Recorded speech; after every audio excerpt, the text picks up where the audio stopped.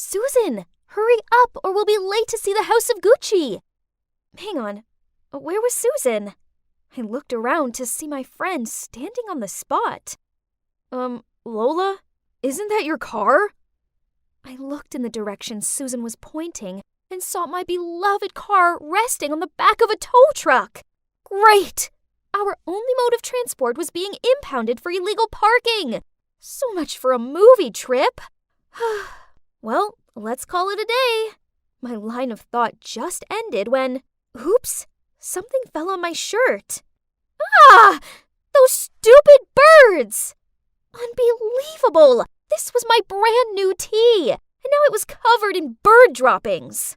Oh yeah, welcome to a normal day in the life of Lola the Jinx. Yes, I've been called that since I was a little kid. All of my relatives, except for my parents, have always been extra wary of me. Then, when I was 12, during a boring family gathering, I overheard a heated conversation between my uncle and my parents. Stop living in denial. That girl's bad luck. Send her off to boarding school. Anywhere, as long as she's away from this family. You're being ridiculous. It's my daughter you're talking about. The fact that you lost your job has nothing to do with her. She's just a kid. That's right. This isn't Lola's fault. You need to stop blaming her for everything because of some silly words. It turned out that the silly words in question were told by a prophetess on the day of my birth. So, my family owned a famous furniture manufacturing business in the area. But unfortunately, on the day I was born, there was a fire in the workshop and they lost everything. On that same day, a prophetess passed by my house and dropped a sentence that made everyone in the family panic. That newborn is a jinx who will bring misfortune to the entire family. So that's why relatives ignore me, don't invite me to parties, and whisper about me behind my back. I don't want to believe the prophecy, but with all the bad luck I've had so far, it's hard not to. Have you ever carried an umbrella around with you for 6 days straight, only for it to be sunny? Then the one day you forget to bring it, it pours down? Or have you ever been able to lick a delicious-looking ice cream when you tripped and splashed the whole ice cream on the poor person standing opposite you? Well, not only was I unlucky in my own right, but my ill fortune also affected the people around me. It's no wonder I'm a shy girl who struggles to make friends. Besides my parents, I only have one friend, Susan. Hey Lola, have you ever thought about breaking your bad luck? There's a very famous fortune teller in town. Breaking bad luck? Well, that sounds like a good idea. I've had enough of being Lola the Jinx. The next day, following Susan's instructions, I went to a small house on the outskirts of town. As I knocked on the door, I was nervous and excited. I hoped this would finally be the end to my run of bad luck. A woman in veil let me in. I couldn't wait any longer, so I blurted out, "Hi, I'm here since I heard you could help me get rid of my bad luck, right? Please help, whatever it takes." The fortune teller sat still for a moment, then a smile lit up through her veil. You're Lola, daughter of the Gonzalez family, right? I was stunned. Whoa, she was good at her job. I hadn't even introduced myself yet. Of course, I already knew that you'd come here, but it would be difficult for me to eliminate your misfortune. There's only one person in the world who can undo your jinx. They will bear all the bad luck for you, and even bring you good luck at the same time. Is that so? But who could that be in this whole wide world? I blurted out. The fortune teller smiled and said that if I wanted further clues, that would cost me a few more bucks. Oh well, I've already come this far, so it's worth spending the rest of my monthly allowance to know who my mystery savior was, right? Then she pulled out this drawstring bag and shook it. She told me to draw an item. Oh, it was a small tile with a single letter on it. A. Well, well, well. Interesting. A person whose name starts with an A. Fear not, Lola. The universe will signal you to find that very person. I then went home and couldn't stop searching my mind for people I know with A names. Let's see. The most potential person was Ariel, a classmate of mine who was super lucky in everything. That's right, no one else but her. She was born wealthy and fortunate. She didn't even study and she always got good grades. Actually, she just won the school raffle. Her prize was a year's supply of donuts and a bowling trip. Obviously, she was the complete opposite of me. With her inherent luck, surely a little bit of my jinx seasoning wouldn't make her too miserable, right? But honestly, I'm not fond of Ariel. She's sour, scornful, and a show-off. Still, dear Lola, anything was possible if you wanted to end your bad luck. So I was determined that from tomorrow, I would make her my best friend. Together, we would have the perfect balance between bad luck and good fortune. But easier said than done. Being friends with Ariel meant I had to continuously compliment her on everything. Her new shoes, high grades, choice of lipstick color. Ugh. She also made me go and queue up to get her lunch. Someone like me struggled to carry my own lunch without tripping, let alone two. But the weird thing was, I didn't fall over. Actually, ever since I started hanging out with Ariel, I couldn't recall anything bad happening. With my newfound luck, I started opening up to some of my other classmates. And you won't believe it, an unlucky girl like me even won 2 tickets to the opening of a new water park. So I decided to share one with Ariel. To be fair, it was her luck that got me those tickets, right? But, hang on. Was that Ariel tottering out of the changing rooms in her stiletto heels? What an idiot! And right after that, just as you might have guessed, she slipped over. But to my horror, she also frantically grabbed onto my arm to take me down with her. But wait, why didn't I feel any pain? Oh, was I dreaming? Did this handsome guy just save me? As for Princess Ariel, she broke a tiny fingernail, so she just stormed off sulking. Never mind, as I had a new companion, my super cute hero, Anthony. Since then, Anthony and I talked to each other every day, and just like that, we officially became a couple. Honestly, who would have imagined that Lola the Jinx would one day have a very wonderful boyfriend like Anthony? Maybe my luck had finally changed. Yay! So the prophecy was fulfilled. Ariel was the one who brought me luck. But actually, thinking about it, Ariel didn't seem to be having any bad luck at all in the meantime. Well, apart from the fingernail incident, but in that instance, she was lucky she didn't sprain her ankle or anything. Perhaps we were all riding on the good luck train, for once. But there's still one thing I can't understand. Honey, why were you so late today? Sorry, babe. On the way here, I got a flat tire. Twice! Yeah, you see, my boyfriend sure had been having a lot of bad luck lately. But wait, Anthony also has a name that began with the letter A. Could it be that it was Anthony who bore my bad luck? Not Ariel? Oh no, this couldn't be happening! Then, over the next few weeks, my suspicions were confirmed. Anthony lost his phone. He misplaced his assignment, picked up the wrong dog from the vet's, and even managed to walk into his mom's brand new, expensive vase. Smash! I could continue to be a jinx, but I didn't want any of my loved ones to endure this fatigue for me. Instead, I needed to find a way to help Anthony get out of this for good. Maybe he could befriend someone super lucky. Then this would reverse his bad luck. With this plan in mind, I planned a picnic for us both, then invited the luckiest person I knew along too, Ariel. At first, it seemed to be going really well. It wasn't raining, and there weren't ants in our sandwiches. But then I noticed Ariel giggle and twizzle with her hair as she looked at Anthony. Oh no, Ariel had a crush on my boyfriend. The problem was, the more I saw them together, happy and bad luck free, the more I concluded that Anthony was better off without me. So I started ignoring his calls and messages and purposely avoided the places I knew he would be.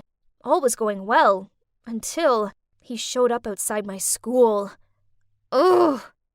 Lola, why are you ignoring me? What did I do wrong? I pretended not to hear anything and kept walking, but he ran after and caught me by my wrist. So I yelled at him, "Nothing! You're perfect! That's why I stopped talking to you. I'm a jinx, and you deserve better." He gave me a confused look, so I explained all about how bad luck had a way of following me and the people I was closest to, and that's why I had set up a date for him and Ariel. You're such a fool. Are you seriously ready to throw away what we have Because of some stupid prophecy? Plus, I'm not an object for you to just give away to whoever you want. Then he stormed off. This was awful. Now I'd gone and lost my amazing, sweet, caring boyfriend, and I only had myself to blame. Later that night, Mom walked into the living room and saw me slumped on the couch crying. She asked me what was wrong, and I blubbered out all about my bad luck, the fortune teller, and how I lost my boyfriend because of it. I think it's time I visited this fortune teller. It might be the prophetess from the day you were born. I didn't see her back then as I was in the hospital with you. If it really is her, I'm longing to know why she decided to put so much stress on our family with her ludicrous words. The next day, Mom and I went to the fortune teller's place. Mom yanked the veil off her face and stared at her in shock. Turns out they went to school together. And back then, this woman was jealous of my mom's luck. A jealousy she never got past. So she tried to sabotage her by telling those ridiculous prophecies to not only me, but the rest of our family. Thinking about it, throughout my childhood, my relatives treated me like a bad luck charm. So that's how I acted. I alienated myself, acted insecure, and had no confidence. Maybe it was my negative energy that was making me unlucky, not some dumb prophecy. So what happened next? Well, Mom made sure the whole town found out about what a fraud the fortune teller is. She wrote a public apology to us and paid us compensation. As for me, I decided it was time to make my own luck. So I went round to Anthony's and handed him 2 tickets for the water park, and I apologized for all my superstitious nonsense. He seemed to appreciate the gesture, and he forgave me. So we're back together. Yay! From now on, it's only positive vibes, happy thoughts, and grasping life's opportunities. The most important thing I've learned is that if you see life as beautiful, it'll always be beautiful to you in return.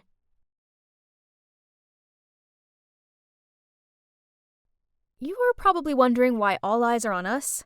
This is nothing new. Actually, this pretty much always happens when we walk through school together. Look, they're truly the high school version of Kim K and Paris Hilton, aren't they? Agreed. They're quite charming. Yeah, that's us. I'm Robin, and the Hilton to my Kardashian is Allison, my BFF. Don't let her snooty look fool you. She's actually a really nice girl who's always there for me. I never had to worry about a thing being with her. We've basically been inseparable since forever. Ugh, Candace, you so did that on purpose. Oops, sorry. It's just too hard for my eyes to notice something as lame as you. Oh, really? So it has nothing to do with the fact you're afraid I'll take your cheerleading spot and beauty queen title? As if. You're no competition for me. This wasn't a new thing. Because Allison is so beautiful and talented, she often gets into altercations with the jealous mean girls.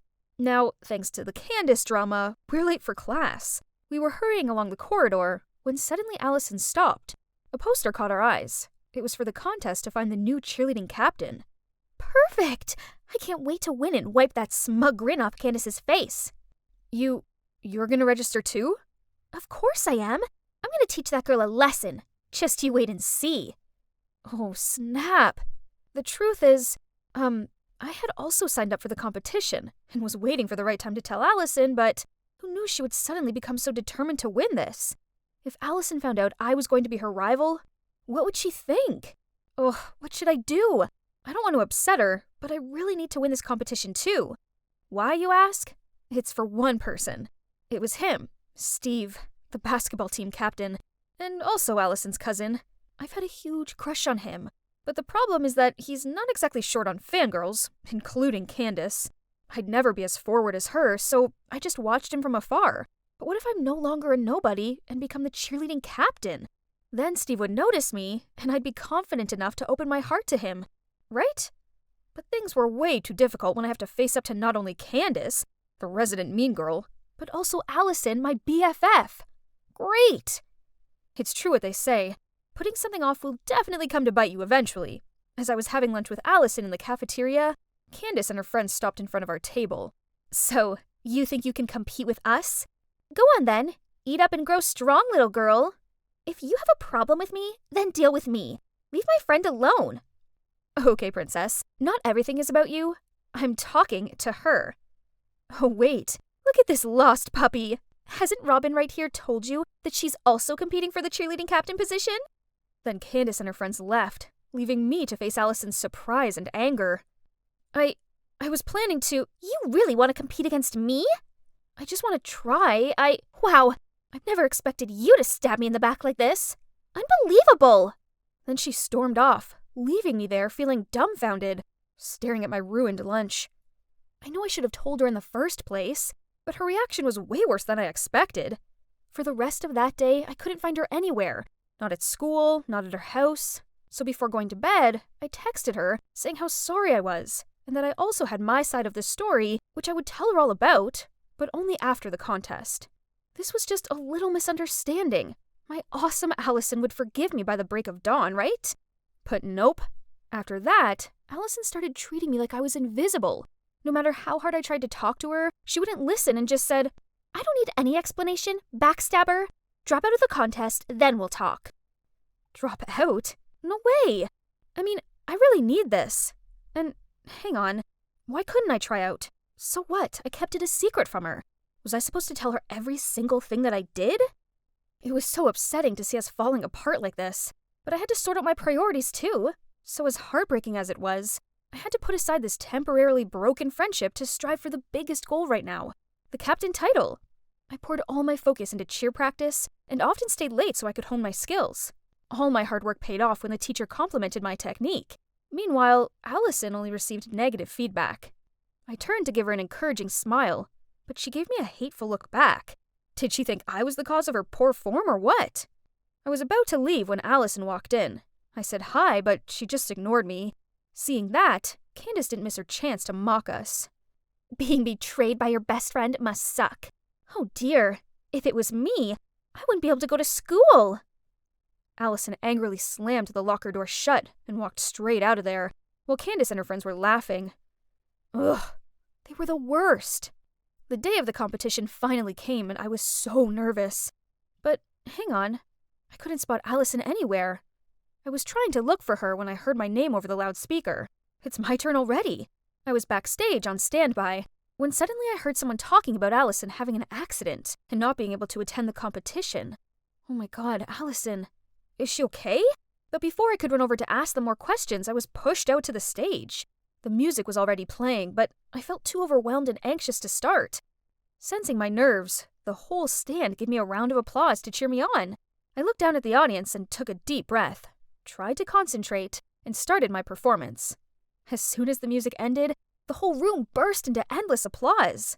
The judges nodded and smiled at me. I was too worried about Allison to celebrate, so right after my performance, I rushed over to her house to check. But she didn't welcome me at all. How dare you show your face here?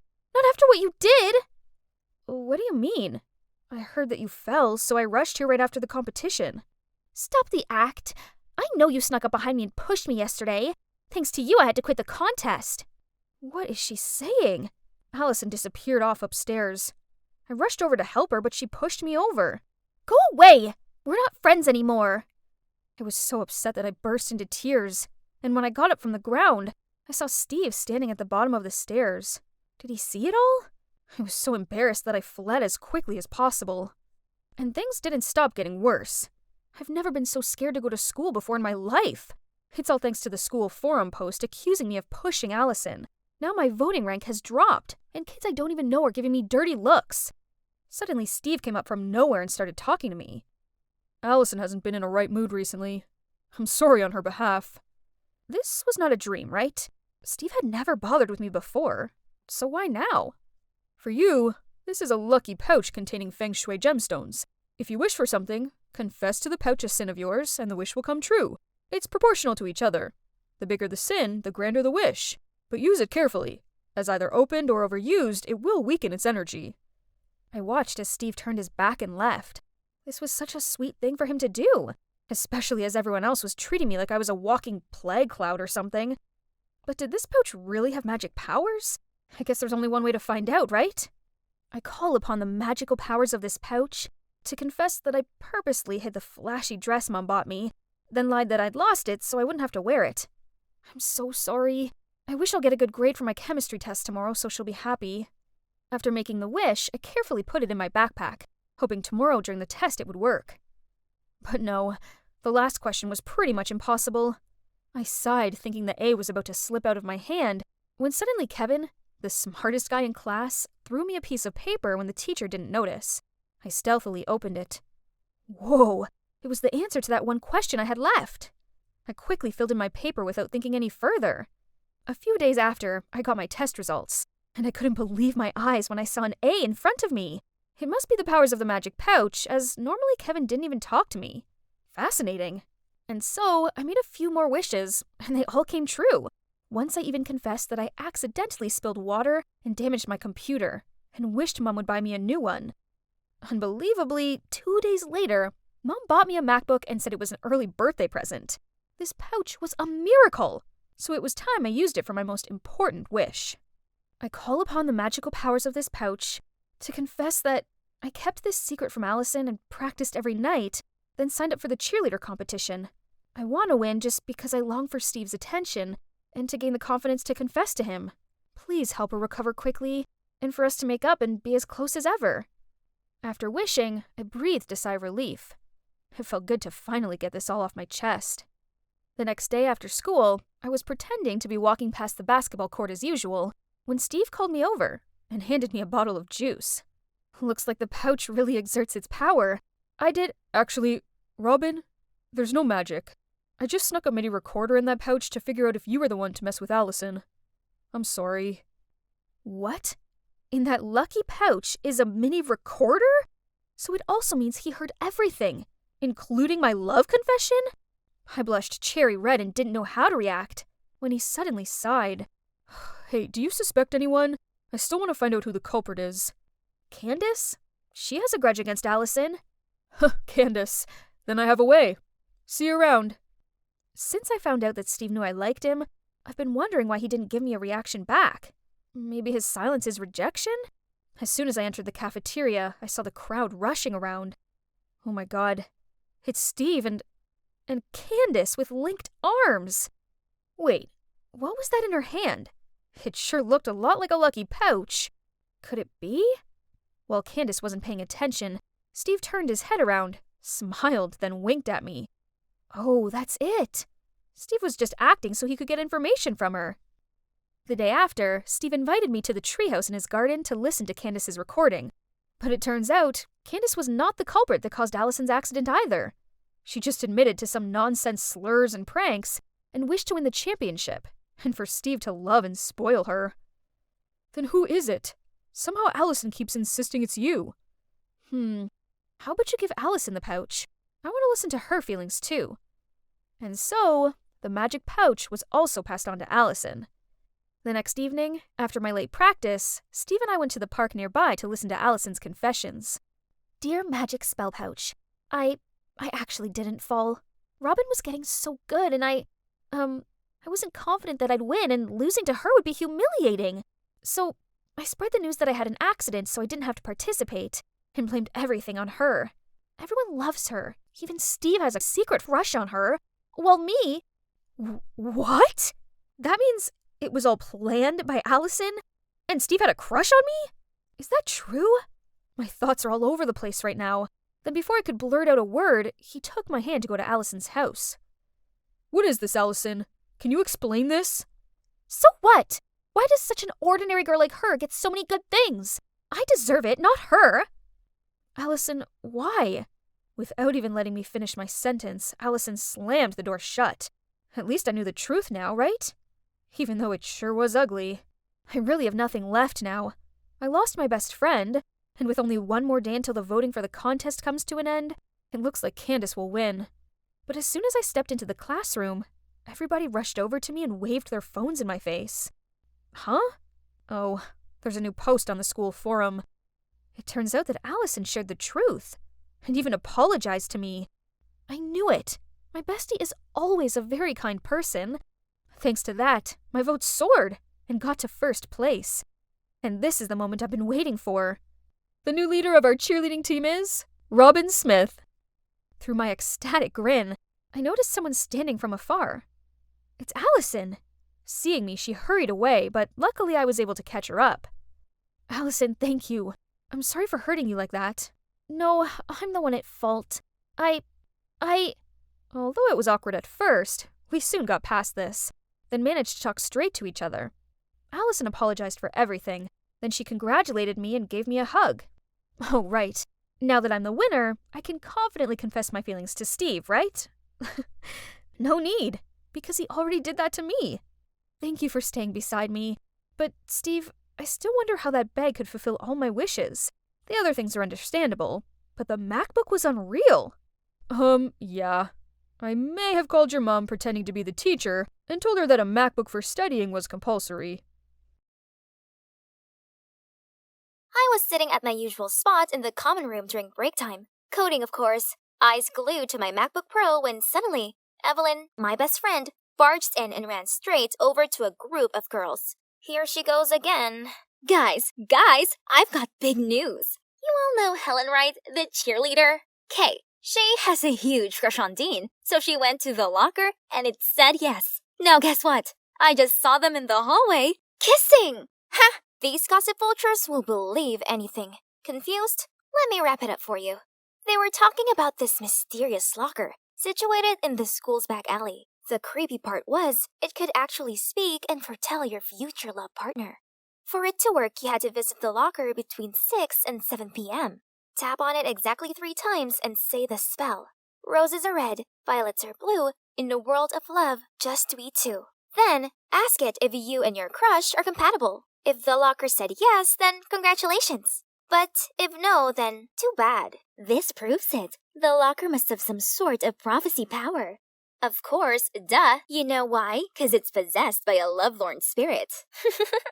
Oh boy. If only these naive kids knew the truth. The mystical locker that they so worshipped was actually a product of advanced IT, of which the mastermind was moi. Didn't see that coming, did you? I'm Karina, by the way, but people like to call me Robot Girl 'cause I'm a super proud tech genius. But kids my age didn't appreciate my talents as they only seemed to care about love.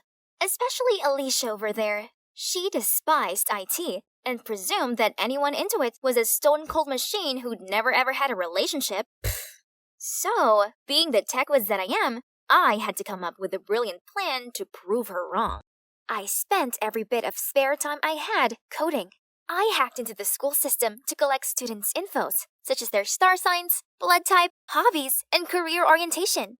Then, I used this as a database to create a love compatibility calculator. And just like that, my first brainchild was born. Easy peasy. Using it was simple. All I had to do was insert the 2 names and it'd show me a yes or a no. Knowing how much my peers buy into the whole spiritual stuff, I devised my locker plan. I found this rusty locker at the dead-end alley behind our school, superglued a walkie-talkie inside, locked it well. Then, with the other walkie-talkie in hand, I stayed in the school equipment room, which is convenient enough to be on the other side of the wall. To top it up a notch, I even used a voice changer app to get a perfect ghostly haunted tone. Then, I anonymously spread rumors about the locker's magical powers onto the school's blog.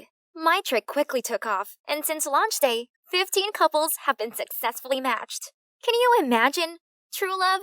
Oh, please. It all came down to some simple algorithms, that's all. But one more thing. I hadn't exactly told Evelyn about this. Yeah, I love her, but she's not the best at keeping secrets. To be exact, she's a walking speaker who couldn't help but blab any gossip she'd heard to the entire school. Anyway, I needed to test if the locker actually worked first. Then I'd tell her, maybe when I reached 20 successful couples. Luckily for me, keeping this one secret from her turned out to be easy, as her attention was all on her crush, Jace, the school's hot boy. In her eyes, Jace was like an angel or something. It seems like I'm the only one who didn't get the gooey eyes memo. One evening, I was taking my locker shift when I heard a familiar voice. Evelyn's! Oh boy, I could already guess she wanted to ask about her and Jace. The algorithm said yes, and I could hear Evelyn screaming ecstatically at the announcement. Fine, if she's happy, I'm happy. But it didn't last long, as an hour later, just as I was about to leave, more footsteps came towards the locker, and I heard a knock on it. Roses are red, violets are blue. Hold on. Jace? What was he doing out here? Can I become a couple with Karina? What? No way! Had something hit his head? I immediately said no. No calculator needed for that. He stayed silent at first, but then asked again if I'd be his girlfriend. The answer was still no.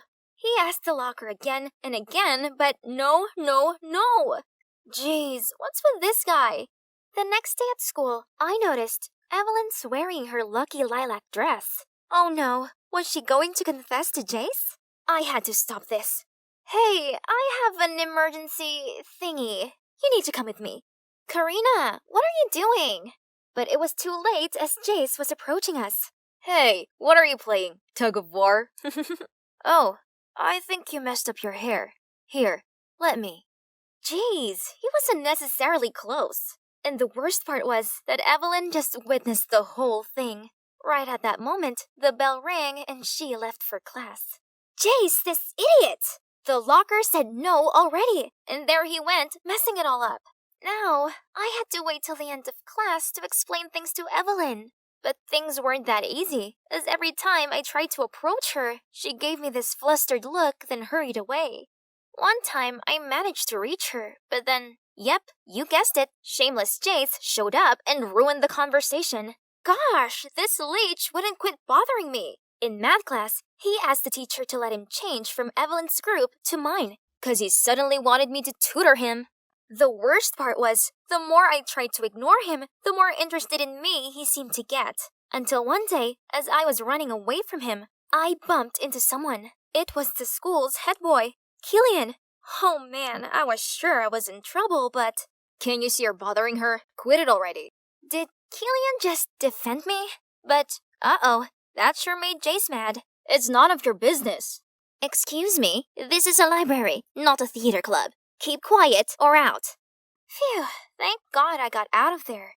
But, come to think of it, that was a strange thing for the normally stern-faced Killian to do. Whatever. I don't have time to think about this right now. So far, the locker had predicted 19 couples successfully. I just needed one more match, then I could proudly make my invention public, and voila! My app would change the whole world's dating scene. Here it is, my 20th client. Wait, isn't that Killian? And guess who he's asking about? Yeah, me! Maybe everyone was right about the robot girl nickname. 'Cause how could I be so clueless all this time about Jace and now Killian? I inserted the data, and the result was a no. But hang on, what if I dated Killian? Would that make Jace give up and stop bothering me? And Evelyn wouldn't keep her distance from me anymore. It's settled. The locker pronounced yes. Monday morning, I was in the study hall, working on the math group project with Jace, when a note was passed to me. Hey, I know this is a bit sudden, but would you like to go out with me? Saturday 3 p.m.? Killian. I took a peek at him and saw him smiling for the first time ever. Okay, I was about to write my answer when Jay snatched the note, read it, then stared straight at Killian. You, me, outside. What was he gonna do now? I sneakily followed them to the hallway, but Evelyn appeared right behind me and signaled me to shush. That was when I heard Jace asking what was going on between me and Killian. Nothing really. Only the infamous love locker foretold Karina and I would be together. Jace was too stunned to speak as he turned purple with rage. So there's nothing going on between you and Jace? Of course not. I've been trying to tell you that this whole time. You've heard everything? Sorry, I didn't mean to. So, what do you think about the date? Sure. I'd love to. I could see Jace boiled over from behind, but what could he do other than bear his grudge and storm off? Problem solved.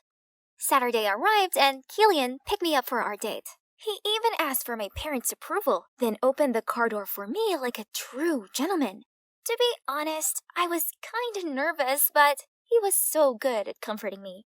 He then took me to the super cool ice cream drive-thru, and coincidentally, we picked the same flavor. Butter pecan. Before I noticed, I'd felt so comfortable around him already.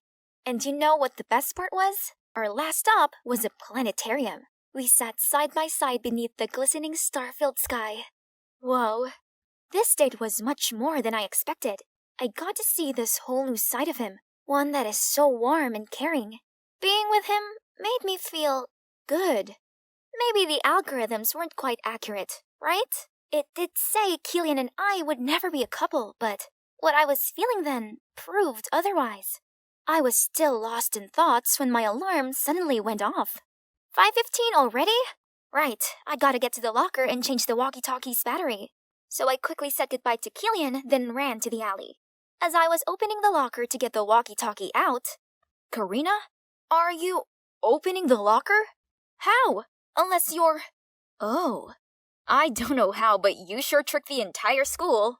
I froze on the spot, not knowing what to do. There's no need to freak out. I'm not gonna tell a soul. That is, as long as you become my girlfriend.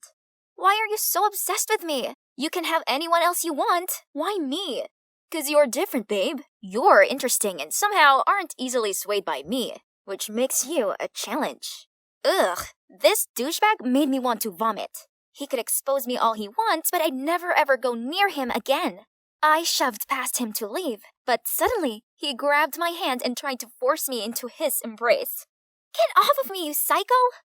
I never meant for it to turn out like this. I just wanted to prove that data was the driving force of compatibility. But maybe I'd been wrong after all. I decided it was time to confess all to Evelyn before Jace told her first. Only the next morning, when I arrived to pick her up as usual, her mom told me she'd already left. Was there something I didn't know about? I turned on my phone notifications, and that's when I saw it. Alicia had posted the picture of Jace grabbing me, but the angle made it look like, in Alicia's words, we were kissing. Huh? So that's why Evelyn didn't want to see me. And what would Killian think of this? I arrived at school just as Killian stepped out of his car. I rushed toward him, and when our eyes met, I could see he was hurt. Then he just turned and walked away. Without thinking, I caught up with him, and I poured my heart out telling him I was the one behind the locker, how I got involved with Jace because of Evelyn, and how I lied to him when he went to the locker. But that was also how I realized I had feelings for someone. For you. Excuse me? You're the one behind the love locker? No way. Gosh, I'm so glad I got all my secrets out. In that case, we have a big problem. Evelyn then walked me along the corridor, and what I saw was pure chaos. People were crying, arguing, and even fighting, all because of the locker. One couple was having a tearful breakup because the locker claimed they weren't meant to be. In the other corner, two girls were fighting because the locker matched them to the same guy. A boy was breaking stuff out of anger since the locker didn't match him with his crush. The entire lobby echoed the words, "Love Locker." Gosh, how'd I been so oblivious to this before? I'd been so caught up with my own problems, I'd neglected the consequences of the locker I'd created. This was wrong, so wrong. I had to shut the locker down right now. I rummaged through my bag to find my MacBook, but this was my baby, my first brainchild. No, I must do this. Yeah, that was the right thing to do. Technology shouldn't be used to predict one's feelings. I've learned the hard way not to mess with anyone's relationship ever again, and that love is never ever simple. You don't need a mysterious object of the spiritual world to tell you who to date. You just gotta experience it. Well, it's been 3 months since I shut down the infamous love locker. Now, everything is finally back to normal. And guess what? I've got a boyfriend. Yep, Killian and I just went official last week. Evelyn doesn't like Jace anymore. She vowed not to run after some good-looking pretentious jerk ever again. Instead, she's just gonna wait for the right guy to come along. About the love locker, when people realized it didn't work anymore, the speculations became rife. My personal favorite is that the spirit had found peace and left. But still, every now and then, I hear someone gossip about the haunted love locker that once turned the whole school upside down, and I can help but feel all goosepimply. I was in Turkey watching hot air balloons fill the sky at sunset, and next to me was the man of my life. Suddenly, he got down on one knee, holding a diamond ring. Sophia, from the moment we met, I knew you were the keeper of my heart. Please say you'll marry me. Yes!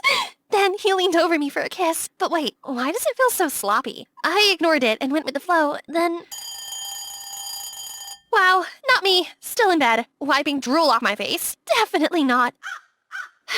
Hi, I'm Sophia, the girl so in love with other people's love. Romance is my jam, and my whole life's motivation. I've lost count of the sleepless nights I've had just so I could find out the ending to a love story. Who knows? Maybe one day I'll have a perfect romantic relationship like those characters. Only reality won't stop slapping me in the face with 17 years of loneliness and counting. I know it sounds quite normal, right? Until some mean girl started mocking me and my hobby every day. Soph, how many novels have you read this week? I don't remember. Maybe 7?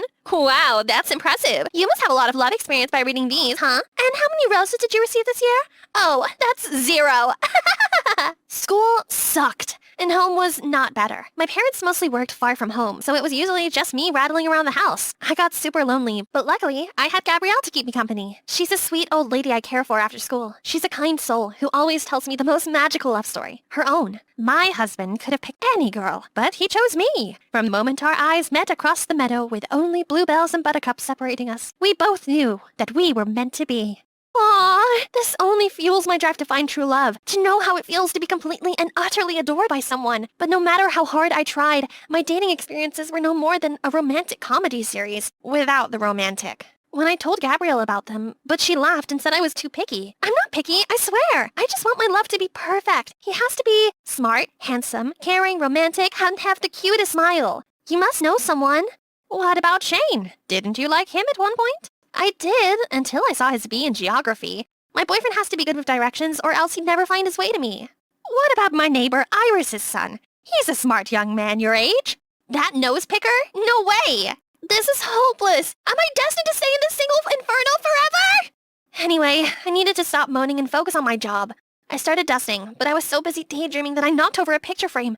I quickly picked it up and saw it was of a cute guy. Gabrielle, who's this? That's James, my grandson. He owns a company that makes robots.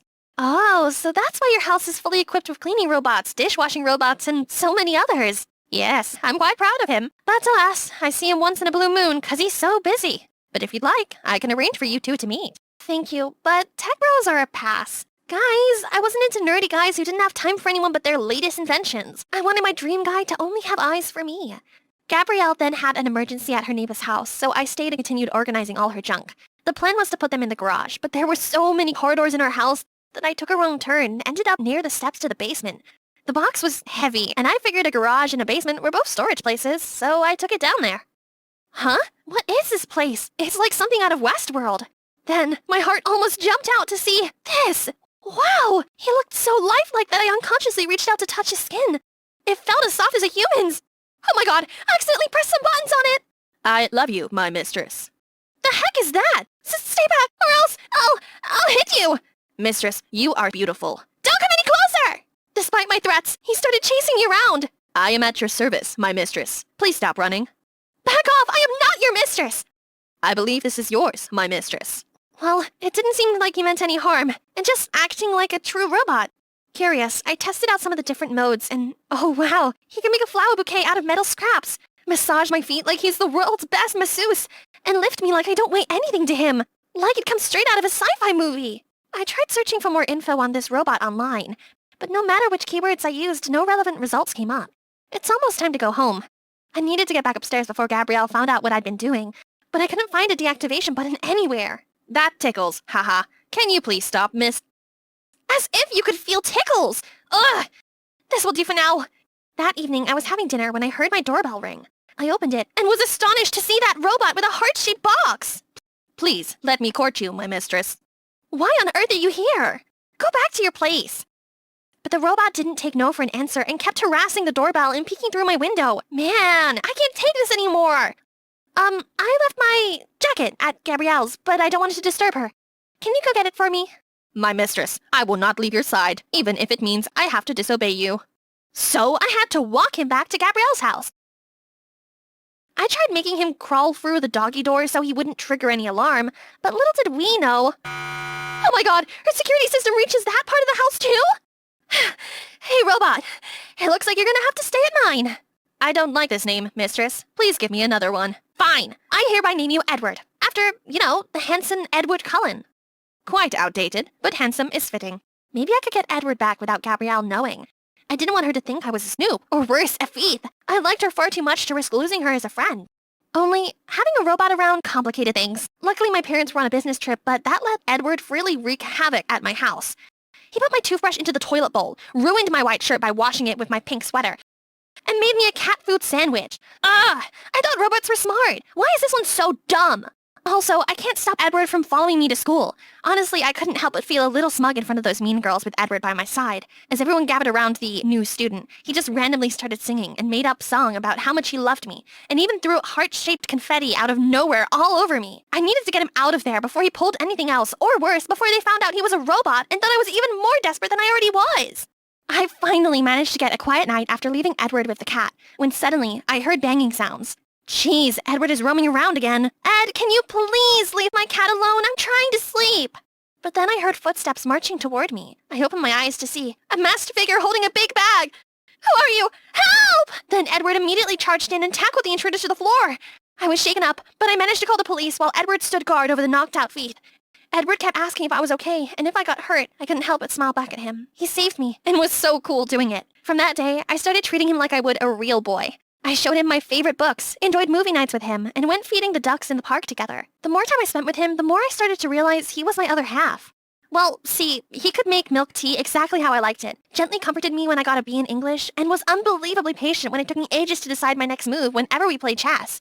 Best of all, we could have long, deep talks till the sun comes up. He was so perfect, as much as I didn't want to return him anymore. I felt guilty every time I faced Gabrielle, so I came to her house less and less. She texted me asking if I was okay, but I simply replied that I was busy with school. It seemed that she hadn't known anything about the disappearance of Ed. Life with Edward was just too good to give up, aside a few limitations. This morning I came to him with open arms, fully expecting his warm, fuzzy embrace, but turns out robots suck at giving hugs. It felt like hugging a mannequin. Then there's the occasional lagging, which was super embarrassing when it happened in public, like knocking over a stack of cans at the supermarket level of embarrassing. Or sometimes when he just froze for like 15 minutes loading my commands. But that's not a big deal. We were still happy together. Until that day. We were on a picnic in a meadow when it suddenly rained. We looked at each other and started laughing, chasing each other barefoot through the slicking grass, then dancing under the sudden silver curtain, twirling and splashing like giddy children. In that moment, I knew the storm outside was nothing compared to the one raging within, a joyous tempest of connection and love. Suddenly, Edward moved slower and his voice trailed off.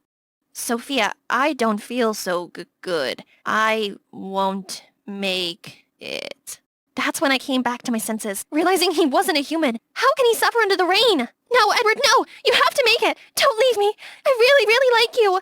How nice would it be if you were a real person? Then, to my horror, he froze on the spot. I tried to get him to move, but it was no use. He'd shut down. I couldn't sleep or eat or do anything. It was horribly empty without him. No one here asked me if I was okay. And no one's there to make me milk tea or laugh at silly things anymore. Worse still, prom was fast approaching. I decided to come without a date. I walked around, seeing people talking and laughing with each other, and somehow I felt so lost, and even lonelier than before. My heart sank to the floor. I couldn't be here any longer. As soon as I returned home from school, I went immediately looking for my Edward, but he wasn't there. Edward had gone! The endless punches into the air drained every ounce of energy from my body, and still, my trainer didn't flinch. She kept her eyes fixed on my every move. Hi, I'm Audrey, and that strict woman is watching me like a hawk? That's my mom. Punch harder! Again, Audrey!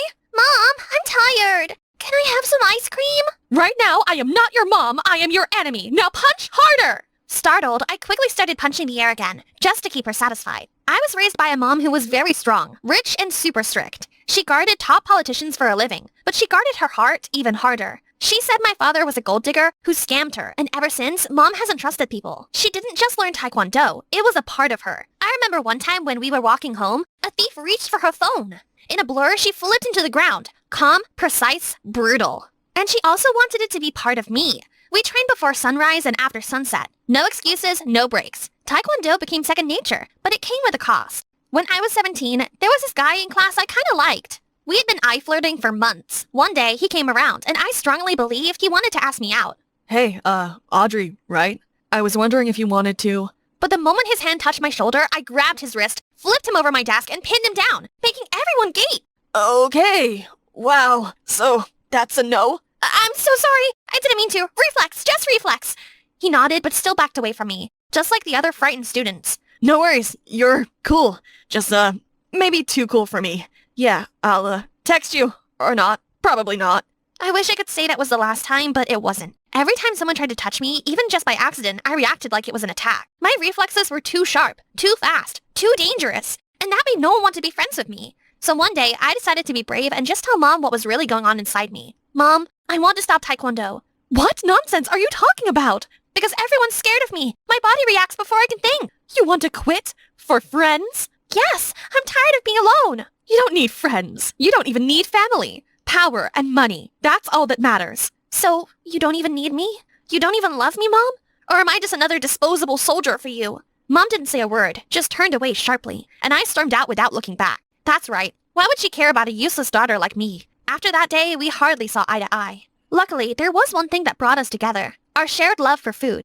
Mom could eat for 3, and I could cook. Just perfect. I would watch cooking tutorials of celebrity chef Stephanie Roosevelt at her restaurant. Cooking was my passion, just like it was for Stephanie. I dreamed of owning my own restaurant after culinary school. But one day, I realized that Mom had other plans for me. Eating your meals always makes my day. Thanks. Mom, you've never asked me what I want to do in the future. I don't need to. What do you mean? Anyway, I have applied to several culinary school? Just because you can cook? I love it. I see how you light up when you eat my food. I want others to feel that too. Be a chef just to serve others your whole life? Don't be ridiculous. But it makes me happy. Don't stress about it. I said no. No matter how many times I begged and tried to convince her, she kept saying no. So I started secretly practicing my cooking and applied to my dream culinary school behind her back. And to my surprise, I got accepted. I was determined to go, and even without Mom's support, I had my plans. By the way, Mom's out on a work trip today, so I quickly did an auction of everything in my name. My car, some of my designer clothes, and shoes. I got enough money that would take me through school for at least the first year if I was smart about it. And with that, I left for my new life. I got an apartment, but moving wasn't a walk in the park. Mom was relentless with the messages. You're so ungrateful. Don't come crawling back when you realize how tough it is out there. Audrey, please, where are you? I missed her, but I couldn't go back to that life. She wouldn't let me pursue my dreams. I had my peace of mind here. But the peace of mind did not last. Paying for school and living costs was too much. The money I made from selling my stuff was quickly running out, so I had to find a job to prove to Mom that I made the right choice, and I wasn't a quitter. That's when I saw a guy sneaking up on a lady. Help! I couldn't just stand there and watch someone get hurt, so I dashed towards them, taking the guy down like a sack of potatoes. Are you okay? But the moment I looked at the lady I saved, I couldn't believe it. No way! Stephanie Roosevelt? She was the popular chef I secretly adored. Yeah, that's me. And who are you? Is this a setup by 2 crazy fans to get my attention? What? No, I was just helping. The guy scrambled up and ran away. Instinctively, I grabbed a rock and bullseye. He collapsed, and minutes later, the police took him away. Thanks for saving me. Are you like a martial arts master or something? You're looking for work? Maybe I could hire you to be my personal bodyguard and keep freaks like him away. Name your price. It was tempting. I mean, who wouldn't want to be close to their idol? But I had to tell her my dream. This could be a big opportunity, but I was running out of time because people were starting to recognize Stephanie and she was becoming uncomfortable. Thanks, but I'm not really into bodyguarding stuff. In fact, I'm a big fan and learning to be a master chef just like you. Maybe instead of being your bodyguard, I could be a chef in training at your restaurant? In response, she took out a card and handed it to me. Why don't you come over to my restaurant tomorrow at 5 p.m.? We'll talk about it. I couldn't believe my luck. Meeting Stephanie in person was like a dream come true, and it seemed like it wouldn't be the last. The moment 4 p.m. clocked the next day, I rushed out and took a cab straight to Stephanie's restaurant. I was so excited at the thought of working in her restaurant. Hello? Audrey, you made it! Thank you so much for this opportunity. You're welcome. Now follow me, you low-class citizen. Are you talking to me? Do you see anyone else in the room? Now come on, let me show you where you'll be working. That should have been my cue to walk out on her. But I didn't, and things just went downhill from there. Instead of assigning me to work in the kitchen, Stephanie assigned me to be a waitress. I thought I was going to work in the kitchen. Ha! No way you'll be a chef here without any certification. Maybe after you graduate. But you said? Of course I said that. People were filming. Maybe if you pass the test and your school is a great chef, then I might consider giving you the kitchen position. I was so mad that Stephanie didn't keep her word, but I stuck it out. I needed the experience for my own restaurant someday. Still, it wasn't easy. Stephanie's real-life personality was nothing like the one she showed on the screen. She was mean to her entire staff. This table isn't sparkly enough. You're fired. She found fault in everything and kept firing people. Not tasty enough. You're fired. Everyone seemed used to it. They didn't fight back because they needed the job. But soon, I couldn't keep my cool anymore. One day, I went to sign off after my shift and walked right into her throwing a glass of juice at Aurora, the youngest waitress at our restaurant. I said orange juice, not pineapple. I knew she was strict, but this kind of rudeness was too much to take. The image of my idol shattered into pieces. Does that justify throwing juice at her? You can't treat people like that. Who are you to tell me how to treat my staff? You want some juice too? She threw the rest of the juice at me, and again, my overactive defensive reflexes were activated. The juice returned to the owner in grand style. No thanks. You're fired! Both of you! Don't bother firing me. I quit. I'm done working for you. Even though I got fired, I left the restaurant as a hero in the eyes of my colleagues for standing up to Stephanie. I refused to let it be the end of my journey, so I kept learning at culinary school. Just before our graduation, we had a cooking competition that would determine our starting badge in the world of chefs. But I didn't know that the real nightmare was about to walk through that door. So for this competition, you will have 3 judges to test your food and pass judgment. One of them is... I wanted to faint when I saw Stephanie was one of the judges. Stephanie Roosevelt, CEO of Hungry Bear Diner. She'll be judging your presentation. My heart was racing. I could definitely feel her sabotaging me, trying to ruin my chances of graduating. What could I do? Your time starts now. I did my best to not let the tension I felt with Stephanie around show. The clock ticked as each contestant prepared, and I gave it my all. Soon, we had to start dishing out our food. When no one was looking, I slipped off my apron, praying the plan I had just cooked up would work. Time up. Leave the room. Everybody, Stephanie will now go in and check your presentation. All students filed out behind the instructor, and I was the last to leave. Suddenly, I remembered I'd forgotten something.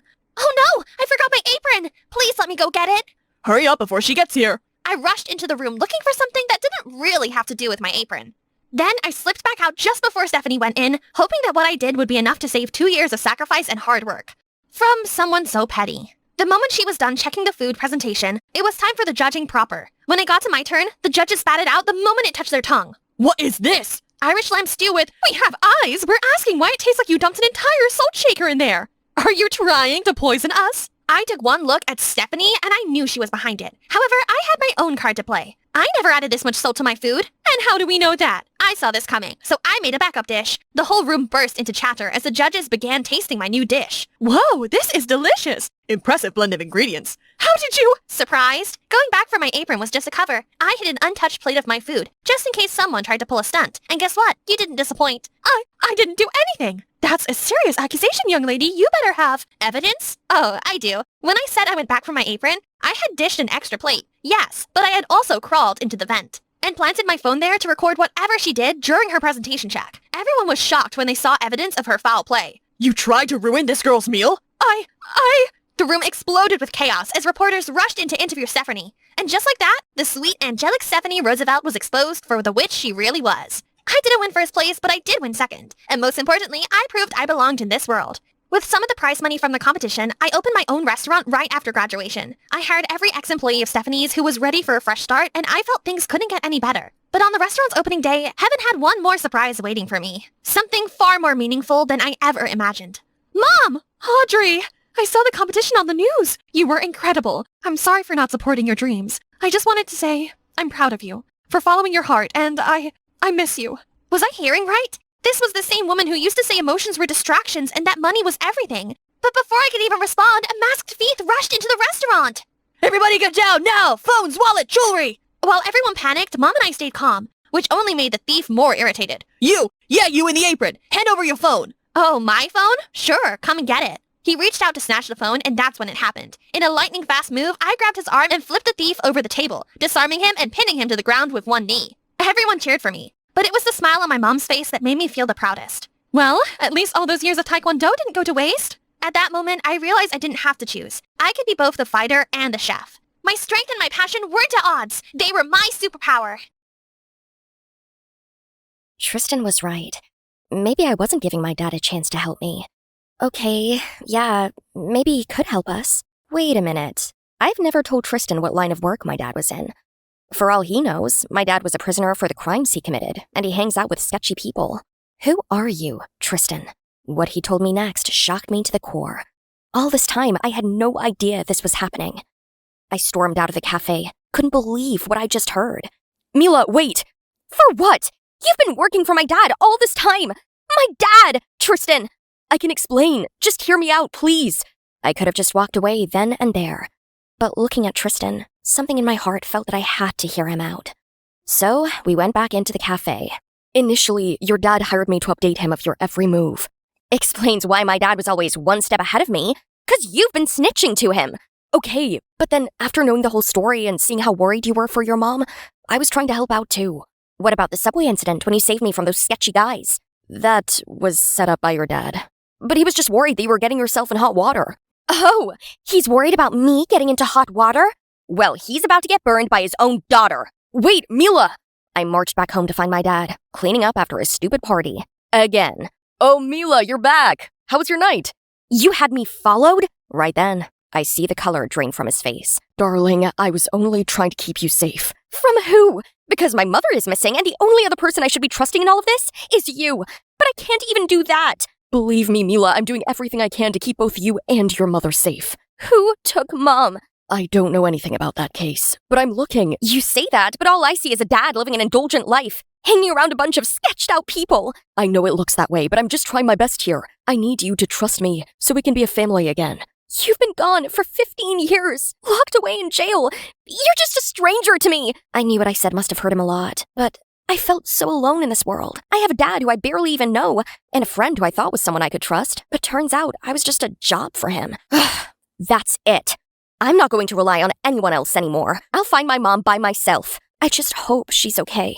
From that day forward, any information I collected, I made sure Tristan couldn't hear any of it. There's no way I'm going to let him report any of my findings back to my dad. But man, he was relentless. As I was doing my research from the town's archives, Tristan sat right beside me. Jeez, couldn't this guy take a hint? I got it. You got what? Patricia Morgan is part of the group called the Brotherhood. It was shut down a long time ago for conspiracy against the government.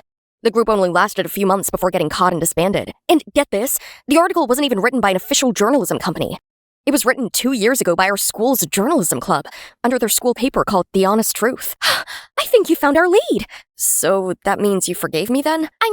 I'm still mad at you. You may have redeemed yourself a little bit, but I'm still going to keep an eye on you. That's fine. You can be mad at me for as long as you want. Just please don't ignore me. Okay. What's our next step? Why don't you join the club? You have a knack for writing and journalism. They'll accept you right away. The club president is Christina Valentine. We have a little beef. What kind of beef? We were friends in middle school until she totally swooped up the guy I had a crush on. Ever since then, we've been a bit catty with each other. Well, lucky for you, I happen to know that she has the hots for me. So, why don't we go together?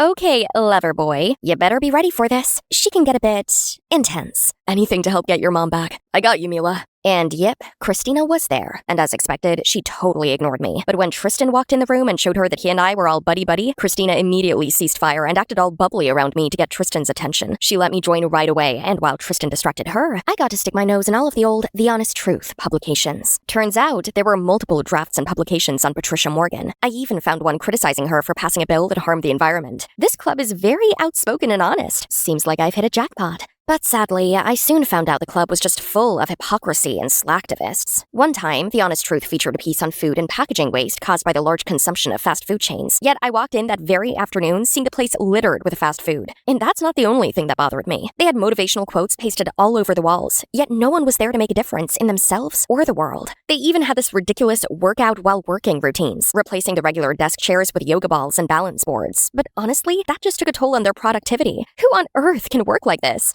Not to mention, Christina flirting with Tristan is plain distracting and just gets on my nerves. I couldn't take it anymore, so I called them out on their hypocrisy and shallow work environment, then left. As I stormed off, one student approached me.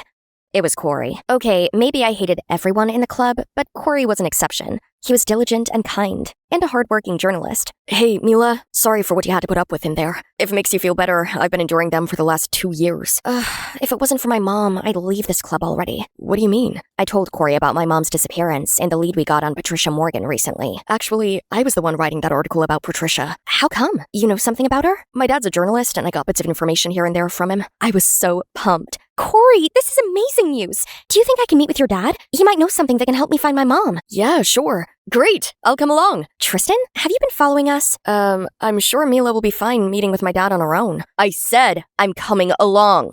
Sure. Sure. En route to Corey's house then. When we got there, I was surprised to find out that Corey's dad was Filbert, my mom's former coworker before she switched to another publishing company. Look how much you've grown since the last time I saw you. So, you and Corey are dating? Actually, no sir, Mila is not dating Corey right now. Tristan was being a little too much, and I had to give him an eye signal. After catching up, I finally brought up my mom's disappearance and my situation with my dad. Right then, there was a loud banging from the door. It was my dad. Mila, you're coming home with me. Seeing how scared I was, Filbert called the cops and advised me to get a restraining order against my dad. I was so shook from the experience that I agreed. You should just stay here with us, and we can help find your mom together. Filbert is a renowned journalist and a friend of my mom's, so I listened to him. And so my days went on a little easier and stress-free. I didn't have to worry about my dad breathing down my neck, and with Filbert's help in finding Mom, I was able to ease up a bit and focus on school. That was until Corey came to us with some news. Mila, today I overheard my dad's conversation with his coworker, and they said something about Patricia with some gang. Let's get home and ask my dad.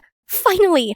I couldn't hide my excitement, but when we got there... That's not true. I wasn't saying anything about Patricia. Corey must have misheard me. And you, stop listening in on my work discussions. A lot of it is classified information. I will not tolerate it next time, Corey. Corey glumly left. Don't worry. I'm still looking into the case. We'll figure out where your mom is, okay? I was grateful for his help all this time, but disappointed things were getting nowhere again. Mila, you shouldn't trust him too quickly. He's just a stranger. Your dad is more trustworthy. But he's a credible journalist, and my mom's coworker. Definitely more trustworthy than my ex-prisoner dad. I tried to reason with Tristan, but deep down, I felt a bit uneasy. Mom, where are you? That evening, I got a text from Tristan saying he got a lead about my mom, but he couldn't get inside, so he asked me to meet up at a nearby park. It was dark in the park and honestly, kinda creepy. Suddenly, I saw someone standing in the park, but it wasn't Tristan. It was my dad? When he saw me, he lunged at me and came in for a hug. It was a nice, warm hug for a second, until I remembered that I couldn't trust him. Dad, what are you doing here? I know you put a restraining order on me, but I missed you so much. You have to respect my boundaries, and give Tristan his phone back.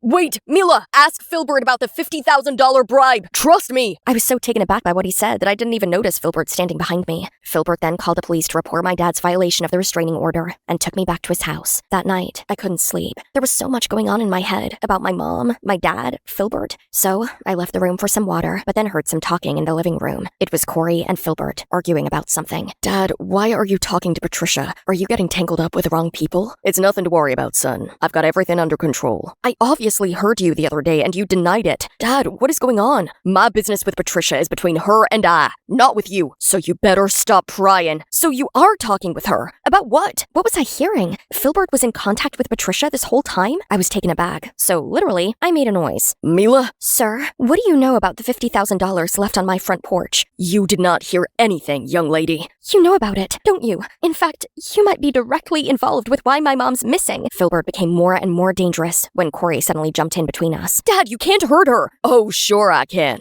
I was gonna leave her alone, but she has to be nosy, just like her annoying mom. Oh, no.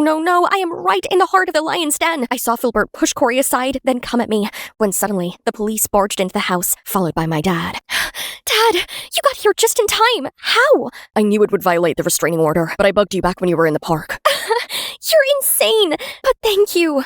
Filbert confessed everything. Turned out, back when my mom was working at the same publishing company as him, he would agree to take money to write favorable but dishonest stories for his donors. My mom couldn't stand it, so she quit. But recently, it was rumored Patricia had ties to some gang, and she offered hush money to journalists to keep it down till she got elected. Both my mom and Filbert were offered a bribe, and when my mom didn't take it, Filbert kidnapped her to silence her until the election was over. Then Patricia would have immunity from the government for 20 years, even if the truth got out.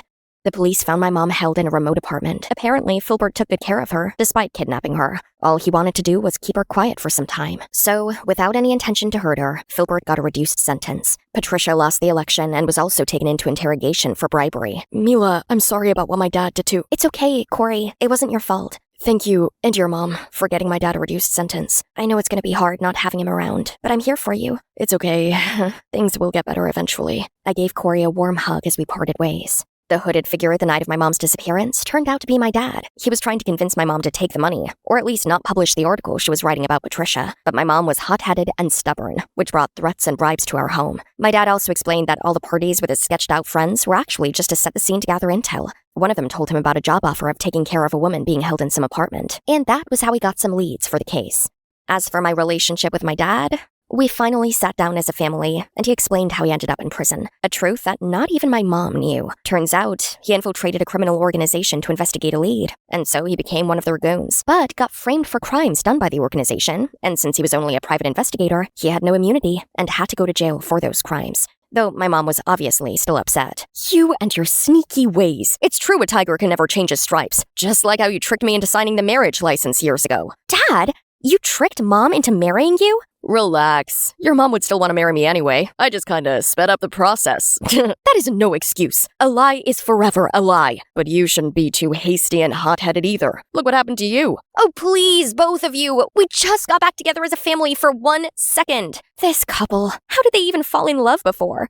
Finally, I'm back to my regular school days. Tristan, Corey, and I became a trio. We literally never went anywhere without each other. Well, with some minor frictions.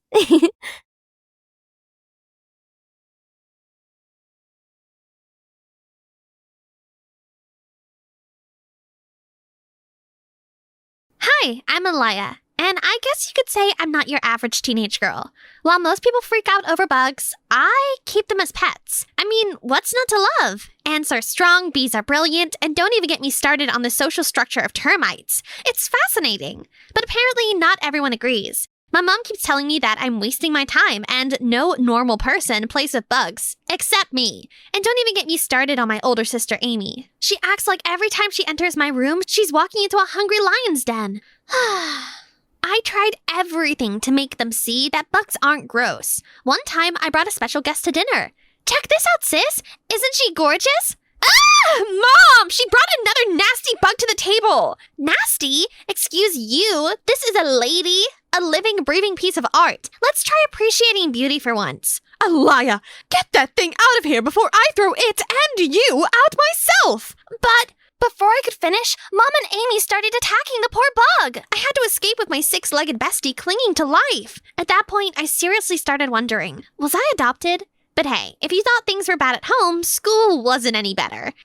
There, people didn't just avoid me like I was contagious. And it wasn't just because of the bugs. That was one crime. The second was having what everyone called the worst fashion sense in school. Here comes National Geographic. I can't tell if she's wearing a hoodie or hiding a whole beehive under there. She's such a freak. Ew! I often turned a blind eye to the whispers behind me, but this insult crossed the line. Want to find out? For the record, my glasses weren't some fashion statement. I'm long-sighted. But the baggy clothes were my style. I hated tight clothes, okay? The teasing at school stung, but I wasn't a complete loner. I had someone who liked me with all my weirdness. What's with the long face? Someone called me a freak, Max. Don't listen to them, Bug Boss. They're just jealous because your life is more exciting than theirs. Max is my best friend, and probably the only person who didn't freak out over a praying mantis or tarantula on my shoulder. Like me, he was a social outcast. Too smart, too blunt, and too real. We've been friends since junior high. He wanted to be an astronaut, while I wanted to save bugs. Though our dreams were so different, he was always attentive and even helped me build a tiny bug hospital out of an old shoebox. What I didn't know was, Max was hiding something from me. Noel, the definition of a walking Greek god with perfect hair and a jawline so sharp it could slice cucumbers. He was popular, confident, and probably had no idea I even existed. But it didn't stop me from watching him every afternoon after school. I was crushing hard for the guy, and Max was less than thrilled about it. Seriously? Him again? Why do you even like that guy? He doesn't know the difference between a beetle and a cockroach. What do you have against him, Max? He's an airhead. You're too smart for his type. Guys like that, they think they're God's gift to mankind and treat people like decorations. And you know all this how? You've never even said hi to him before. I don't need to. Trust my instincts, Alaya. He's no good. I chalked Max's behavior up to plain old jealousy. I mean, what guy wouldn't want to be in Noel's shoes? So I brushed off everything Max said. I kept wishing Noel would see me one day and maybe return my feelings. But I should have been careful what I wished for.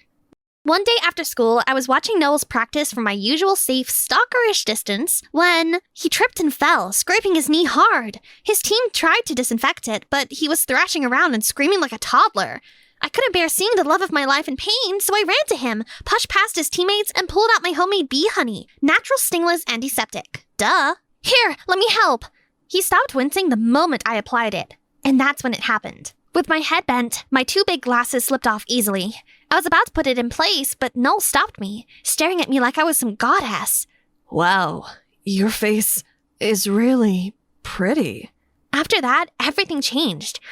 He started texting me, walking me to class, calling me cute nicknames, bringing me flowers. Before I knew it, I became the center of Noel's world. And when he outrightly asked me out, I felt like I was floating. But the Noel I had built up in my head was not the Noel I ended up dating. He was too controlling. He always did whatever he wanted without thinking about how I felt. No glasses, babe. Your eyes are too pretty. Try contacts instead, He was too affectionate, even in front of others, which made me feel awkward. He even complained about my sense of style. Oh, what's with you and clothes 3 times your size? Don't you have anything more fitting? Show off those curves a little. My girlfriend's gotta look hot enough to match me. We're definitely shopping this weekend. Got it? But the worst was his reaction when he visited me for the first time, and I showed him my insect collection. Okay, don't freak out, but I have to show you my pets. This one here, she's a hissing cockroach from Madagascar. Isn't she the cutest? Oh my god, is that a cockroach? Take that gross thing away from me! Who in their right mind keeps cockroaches as pets? Disgusting! That moment hurt more than I expected, but Noel's love for me mattered more. It was the first time I had ever been loved, and by the boy I had always dreamed of. So I thought I should change to better fit him. And after that, I tried to act normal. I even wore contacts. I shoved my bugs under the bed, ditched my comfy clothes. I stopped being me. I couldn't even recognize myself anymore. All to keep a guy, because I believed dating him was a privilege. Max noticed, and he wasn't happy. However, after I changed, I thought our relationship would get better, but it didn't.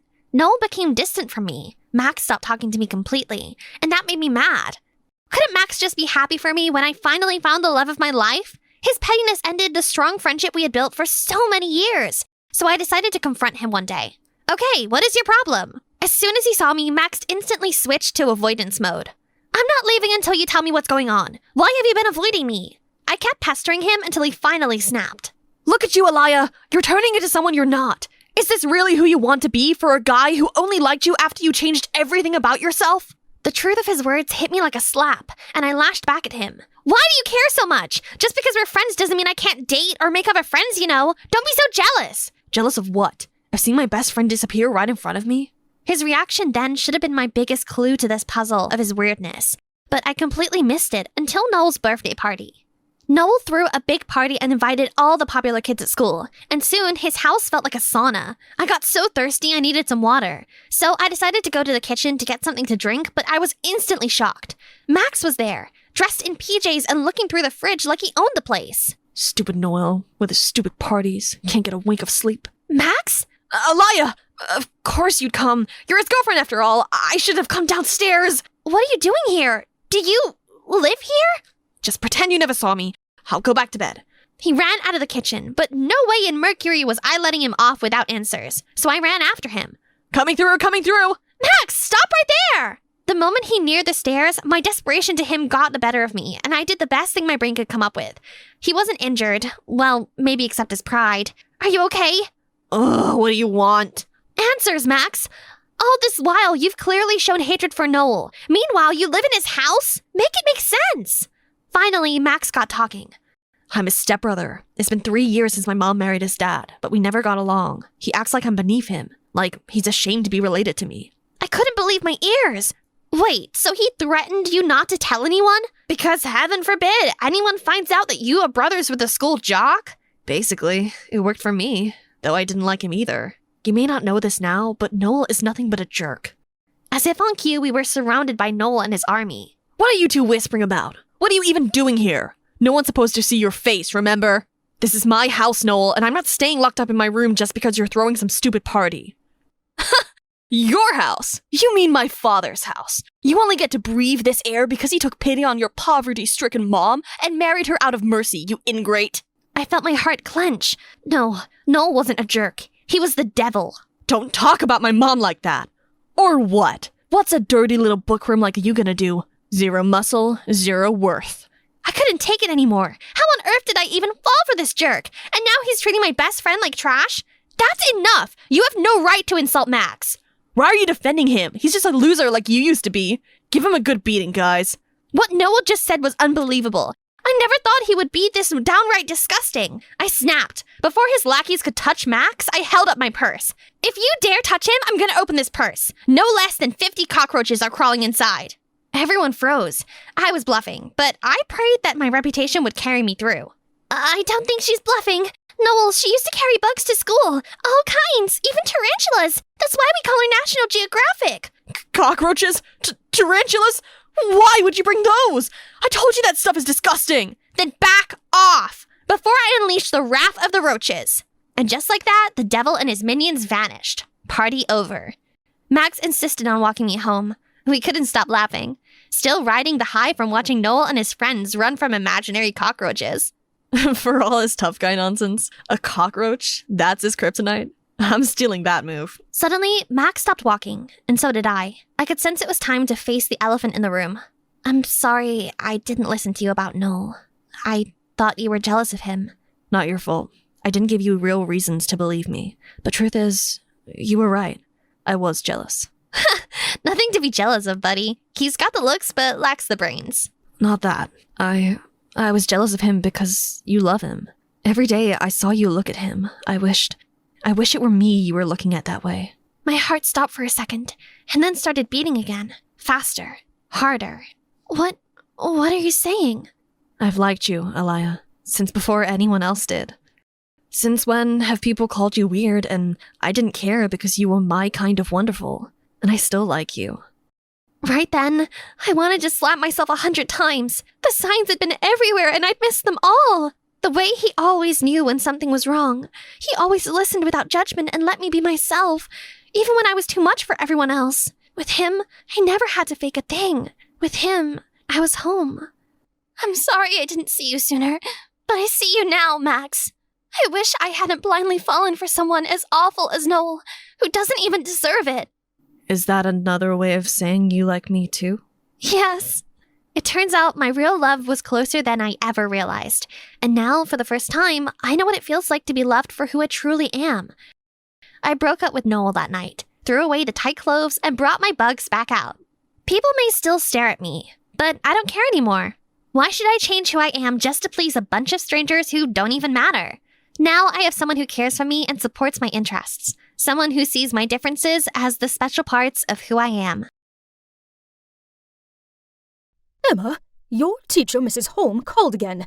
She said your grades are appalling and you don't pay attention in class. Why can't you be more like your sister? Yawn. Not this speech again. It's been like this ever since I started elementary school.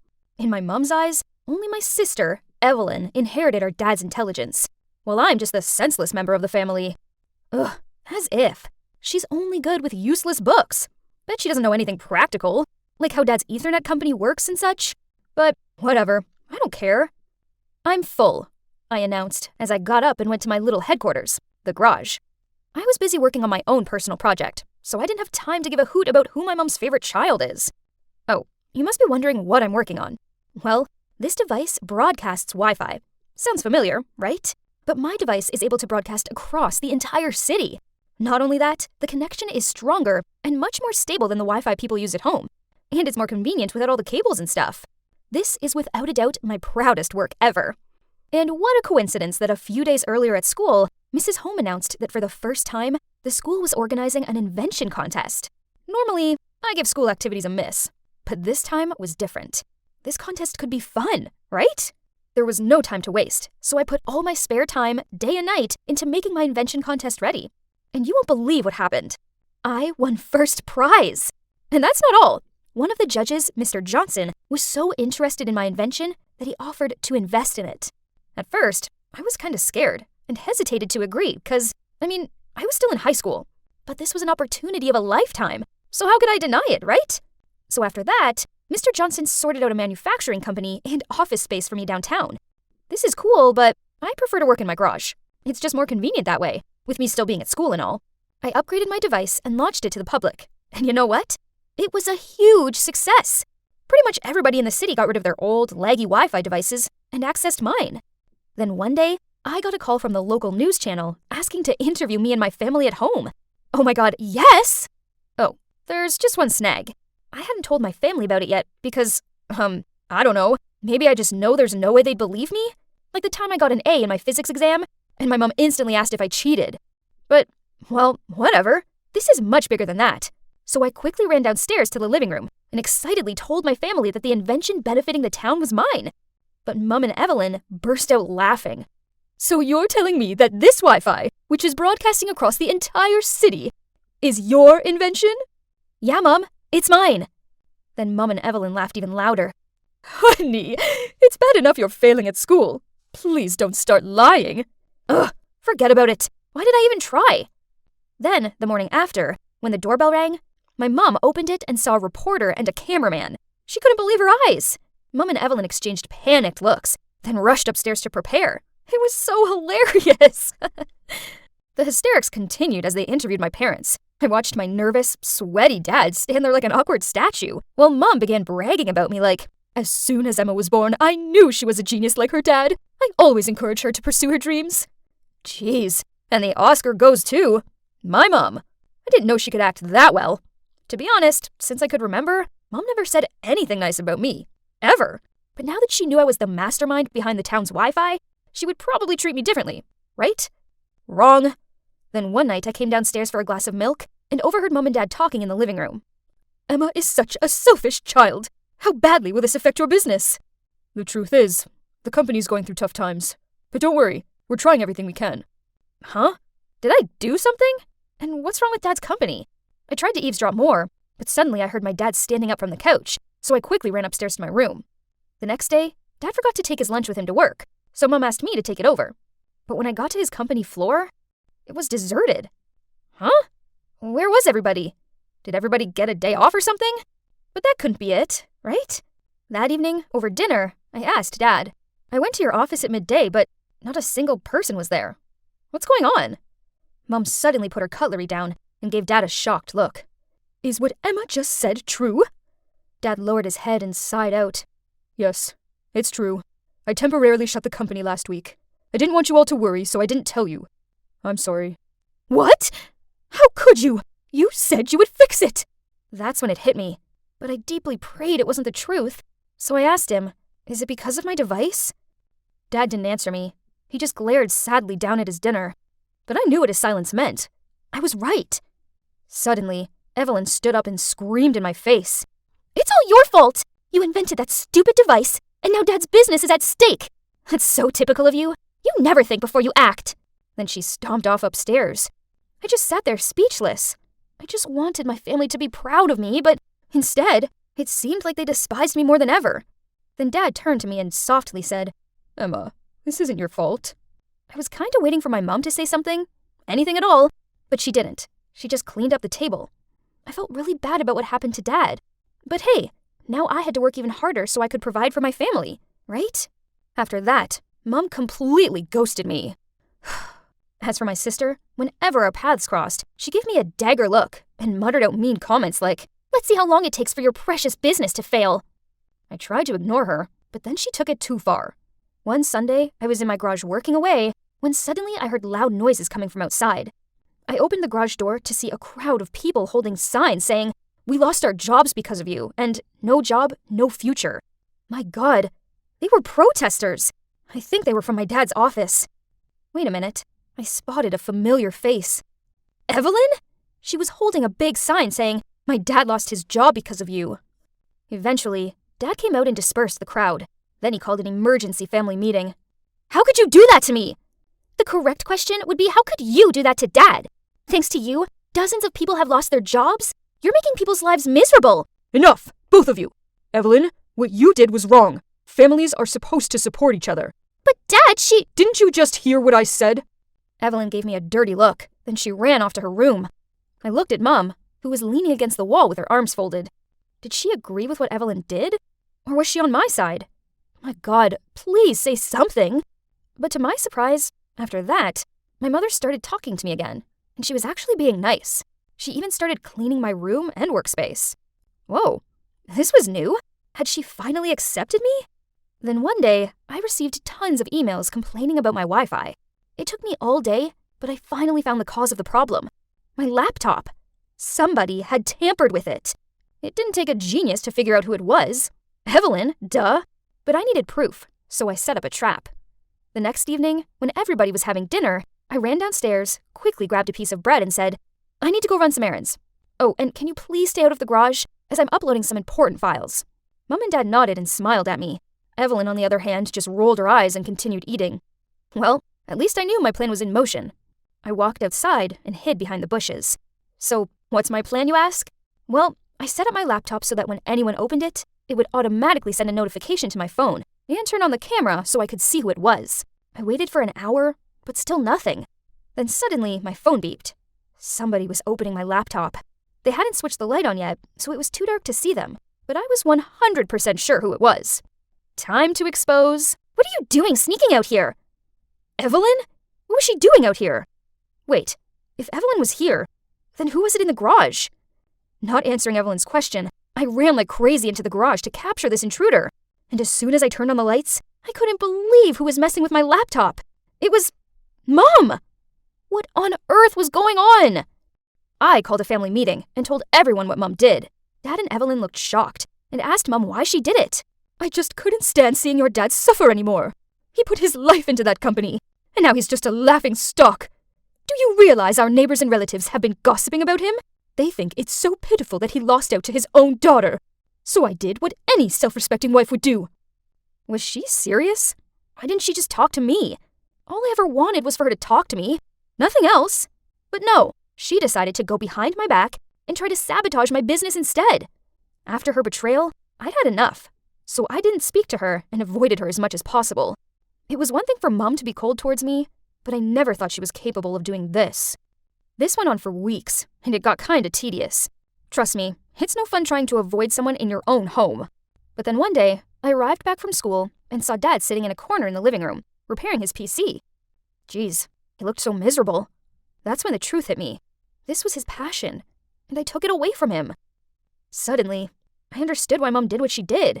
She saw how disheartened he was, but knew he'd never say anything to me, because he's always supportive. But how can I fix everything? Should I give everything up so that my dad can reopen his company again?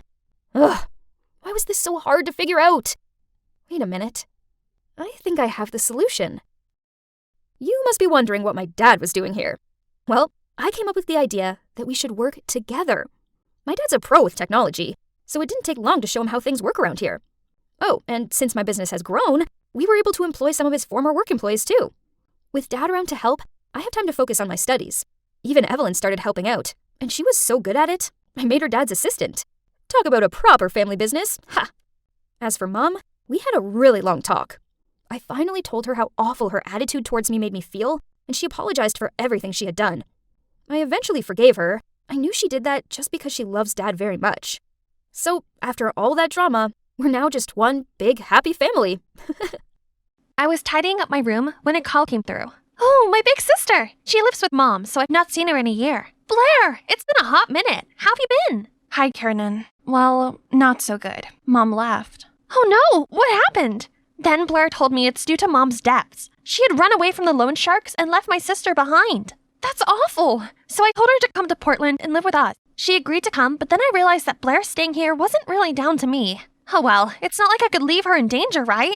So later over dinner, I told my family about Blair's current situation. Oh, how terrible. Yes, Blair must come and stay. Yay! Their kindness didn't surprise me as my stepmom and stepsis, Chrissy, have been lovely to me ever since I moved in. You know what's even cooler? Christy is a rising teen pop star, but she's so sweet. We've grown super close, and she even told me all about her secret boyfriend, Damien. They'd been together long before Chrissy became famous, and had since kept their relationship out of the public eye. This is so exciting! I haven't seen Blair since our parents split. This guest bedroom is going to be hers, and we're living under one roof again. Blair's basically my alter ego. She's pretty, outgoing, and popular, while I'm more of a homebody. Come to think of it, I see a lot of Blair and Chrissy. They're both so extroverted and confident. They'll get along just great.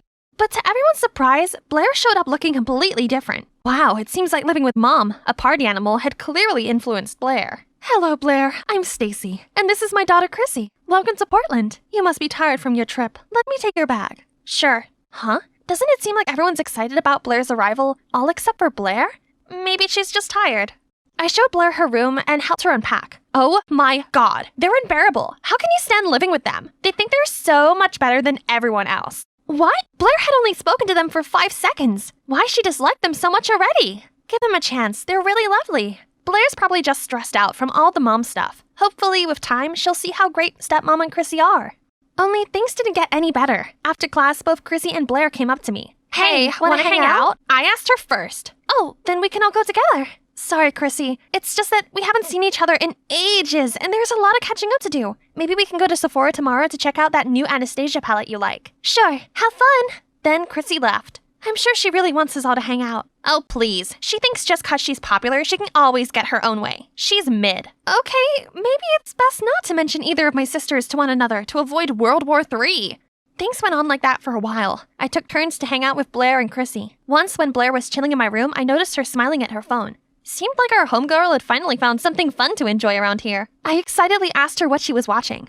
Look, isn't he cute? He goes to our school also. Wait, no, it can't be. That's Damien, Chrissy's secret boyfriend. If Blair learns that the girl she hates is her crush's girlfriend, all hell will break loose. I think I'll ask him out. Really? He's so popular, he must have hundreds of girls wrapped around his finger already. Besides, what if he's not into you? You'll only be rejected and get hurt. What do you mean? Am I not pretty enough? Oh, I see. You think that a popular guy like him is only suitable for your famous, fabulous other sister, Chrissy, don't you? No, that's not what I mean. You're gorgeous. In fact, out of his league. You deserve a guy who has time just for you. So why bother competing for attention from someone like him? Okay, thanks. But he's my type. I'll ask for his number Monday morning. Oh no, I just accidentally encouraged Blair to ask out Chrissy's boyfriend. I can't reveal that Chrissy and Damien are secretly together, but I can't let Blair steal someone else's boyfriend either. What a mess. I tossed and turned all night. Then when I woke up, I decided I'd just have to make Blair stop liking Damien. I don't condone catfishing, but right now it's the only way. Hey there,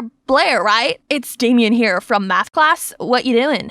A few seconds later, Blair replied, "Oh my god, I was just thinking about getting your number. Looks like the first steps of my plan are working." I texted Blair as Damien regularly. I made sure he was a man of 1,000 red flags. But for some puzzling reason, Blair seemed smitten with him. I gave him a seriously challengeable temperament. He could throw a tantrum one moment and become sweet the next. Then I photoshopped Damien's selfie into a photo of a messy bedroom, then sent it to Blair. Surely she couldn't abide by a narcissistic, messy guy like him. I'm so sorry, Damien, but I have to save my family. Huh? What? She sent back a picture of her room being messier than ever. She's always the clean freak around here. I had to see with my own eyes. Hey, may I borrow your hair curler? And what's with your room? So what if it's a bit untidy? Neat people are total psychos.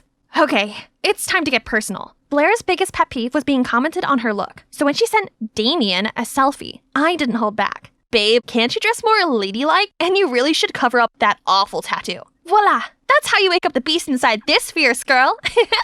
However, the next day, Blair showed up with a completely new look. Worse still, she walked straight over to Damien. I had to fake having an emergency to prevent a disaster from happening. Afterward, I texted Blair. I'm not ready to let everyone know about us yet. Please understand, babe. You know I like you. There, that should stop her from trying to approach him again. Even so, during lunch, Blair wouldn't stop blabbering about Damien and showing me his texts. Isn't he quite rude? You don't normally let guys tell you what to do. He's not. He's just opinionated. I'm into that. No, he's horrible. I don't understand why you like him. He's sweet. You just don't know him like I do. Our love is complicated, but that's what makes it special. Seriously, you called that love? What do you know? Okay, little Miss Love Guru, if you're really that experienced, make that guy your boyfriend, succeed, and I'll give out the love of my life. If not, I'll do as I please. What Blair is daring me to do was impossible. That guy, Adrian, is as popular as Damien. While Damien's the friendly one, Adrian is nicknamed Jack Frost due to his icy cold exterior. Rumor has it, no one has ever seen him crack a smile. Surrender? As expected. Then step aside, sister. Not knowing what else to do, I agreed to the bet. This is for Blair, for Chrissy, for Dad's happiness. Hi, Adrian, right? Are you free tonight? Or whenever? He gave me this cold glance, then went back to chatting with Damien. Please, I'm just trying to win a bet with my sister. One smile from you is enough to save the fate of an entire family and stop 2 girls becoming homeless. Can you just... Adrian gave me this odd look. Then he burst out laughing and took my hand. Sure thing. Can't wait for our date tonight. I left in a haze of confusion. That really just happened? Adrian must be messing around. But nope, he actually showed up at my doorstep that evening. This meant I'd won the bet, right? So I called Blair over to show her, but she just brushed it off. That proves nothing. Talk to me when Ice Boy professes his love for you. Man, I guess this means I'm going on a date. The tension in here was palpable, so I decided to break the awkward silence. Hey, where are we going? I mean, this isn't actually a real date, is it? It's definitely real. You insisted. I must have looked so dazed that he continued. Don't worry, I'm not messing with you. Anyway, I think you'll like where I'm taking you. I used to think he was incapable of smiling, but turns out he looks even cuter when he does. A drive-through cinema? Wow! I'd seen these in old movies, but I had no idea it still existed. So, what's the deal with your sister Chrissy? You mentioned a bet? You know that Chrissy is my sister? Of course, it's not exactly hidden. Besides, I'm friends with Chrissy's boyfriend. So, you know? Yep, there's no secrets between me and Damien. And don't worry, I have his back. So, can you answer my question now? I like this different side to Adrian. So before I could stop myself, I told him how the bet wasn't with Chrissy, but with my other sister, Blair. And I was catfishing Blair as Damien to protect my family, but it's barely working. Whoa, that's intense. Secrets make things complicated. Life sure would be easier if we could just be ourselves. So why did you decide to go on a date with me? Don't you think it's weird? No, Not really. Beats how girls normally ask me out. I arrived home feeling on cloud 9, but then I walked past Chrissy's room and saw her upset. I asked her what's going on. It's Damien. He wants us to go public, but I told him I'm not ready yet. I like having this part of me private, and I don't want Damien to be open to backlash and scrutiny. But he didn't understand and thought I was embarrassed of him. Oh, Chrissy, what a pain. Give him time. I'm sure he'll come around. But the school performance is in a few days. How am I supposed to take the stage in this state? I hated seeing Chrissy so downhearted like this. And I thought about Adrian and what he said during our date about honesty. I don't know much about the pressures of fame, but I do know that your feelings for Damien are real. I don't think love is something that you should hide. Honesty is the best policy. It might be hard at first, but you can get through it together. Now, come to my case, I should also follow my own advice and put an end to my catfishing before it gets out of hand. I tried hard to think of the best way to break this to Blair while we were walking to school the next day. After much hesitation, I pulled her aside before entering school for a talk. Only, before I could get to the main part, Damien walked past, and oddly, Blair didn't do so much as to blink.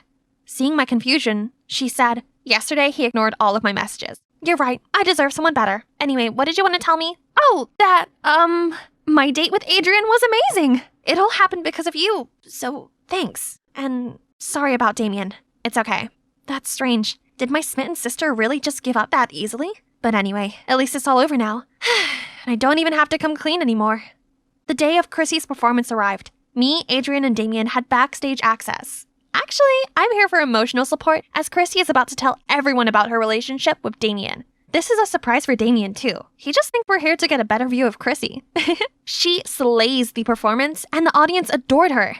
Thanks, everyone. Thank you so much. Actually, today is an extra special day because I have something. But suddenly Blair stormed onto the stage and snatched Chrissy's mic. How about making it even more special with this breaking news? Everyone, she's had a secret boyfriend all this time. She made the poor guy hide in the shadows so she can keep her squeaky clean image. She's lied to you all for years. Is someone like that worthy of your support? Blair ran off as soon as she finished. Boos start coming from the crowd. Many people began commenting on the situation in true TMZ fashion. What is this, 2009 VMA? No way! My Chrissy is taken?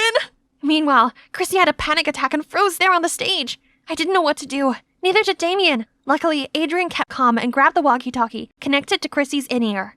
Chrissy, listen to me. In times like these, there's only one way out, and that's confronting the truth and taking back the narrative. I looked at Adrian and realized something about my own problem. More on that later. For now, let's see how Chrissy handles this. Well, there goes my big reveal. Yes, I'm in a relationship, but I only kept it quiet because I wanted to separate my personal life from my professional one. Being a public figure and a teenager at the same time is not as easy as you might think. So I didn't want to drag my loved one into that life too soon. On reflection, maybe this wasn't the best way to deal with this. I won't hide anything from my fans anymore, and those who truly support me won't judge or speak badly of my decision. Everyone, I want you to meet Damien, my boyfriend. The audience went wild. Aw, this is so cute! But I still had one more problem to deal with. Blair! I looked everywhere and finally found her hiding under the bleachers. Blair, it's just me. Please come out.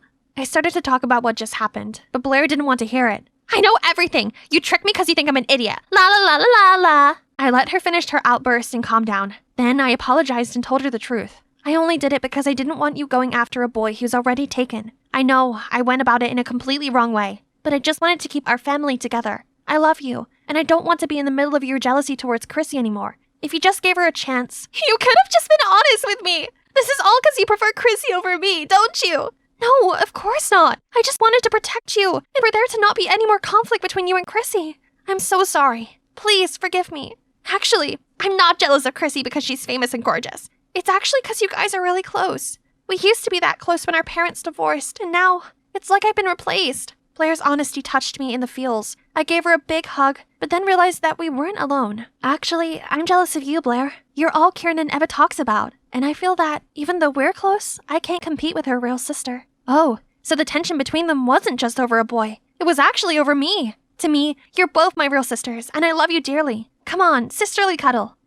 Oh, by the way, how did you know that I was pretending to be Damien? I overheard your conversation with Chrissy. It didn't take much digging around to figure out it was you texting me, not the real Damien. While we're at it, I find it worrying you were still into him after all those red flags. In future, please let me vet your dates first. You're too easily blinded by good looks.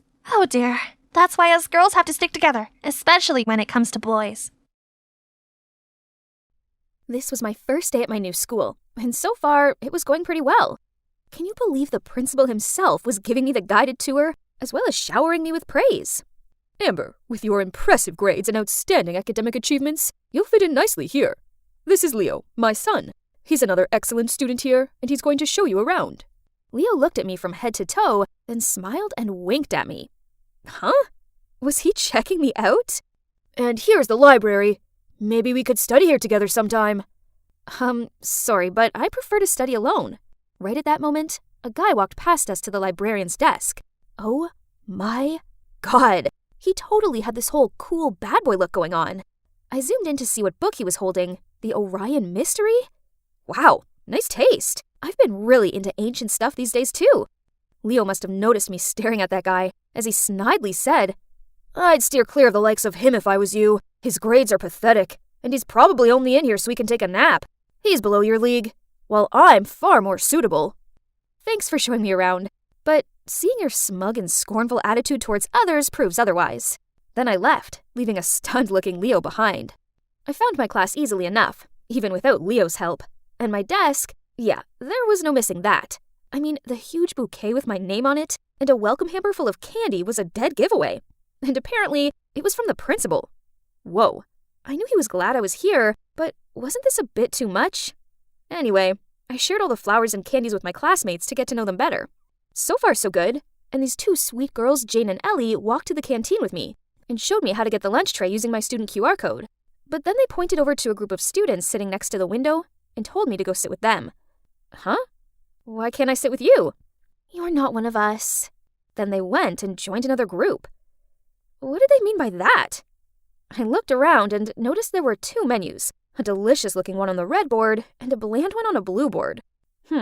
It seems the boards correlated to the trays, as more kids than not had the blue trays with the dull foods. I took my red tray full of tasty food and walked over to the window, where all the kids were sitting with red trays, including Leo. There's something really strange about this school. I was pretty awkward and didn't know what to do when I saw the Orion Mystery Boy walking in with a blue tray. So, without thinking, I approached him. I saw you this morning in the library. You were checking out my favorite book. So, should I return the book or what? No, I just want to make friends. Stop hanging out with this loser. A straight-A student like you should sit with us. We're different. See? This was so stupid. So I told Leo I didn't need colored trays to tell me who I could and couldn't talk to, and that I was fully capable of making my own mind up. Leo and his friends looked furious, while the Orion Mystery Boy just grinned. Suddenly, a girl in the group spoke up with a super cold tone. Don't worry, Leo. This new girl will soon figure out what losers they are. Then she signaled for the whole group to leave. After that, the Orion Mystery Boy and I started talking, and he finally told me his name. It's John. The blue tray kids were really nice. Way nicer than the red tray ones. I asked John what the deal with the trays was, and he said that this school divided its students into two groups. The red were top achievers, and therefore got better food, cleaner spaces at the canteen, just everything, while the blues were made to eat bland food and squashed into the corner of the canteen.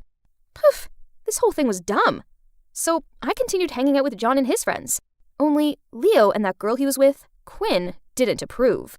Turns out she's the best student around here, and that made her the leader of the Reds.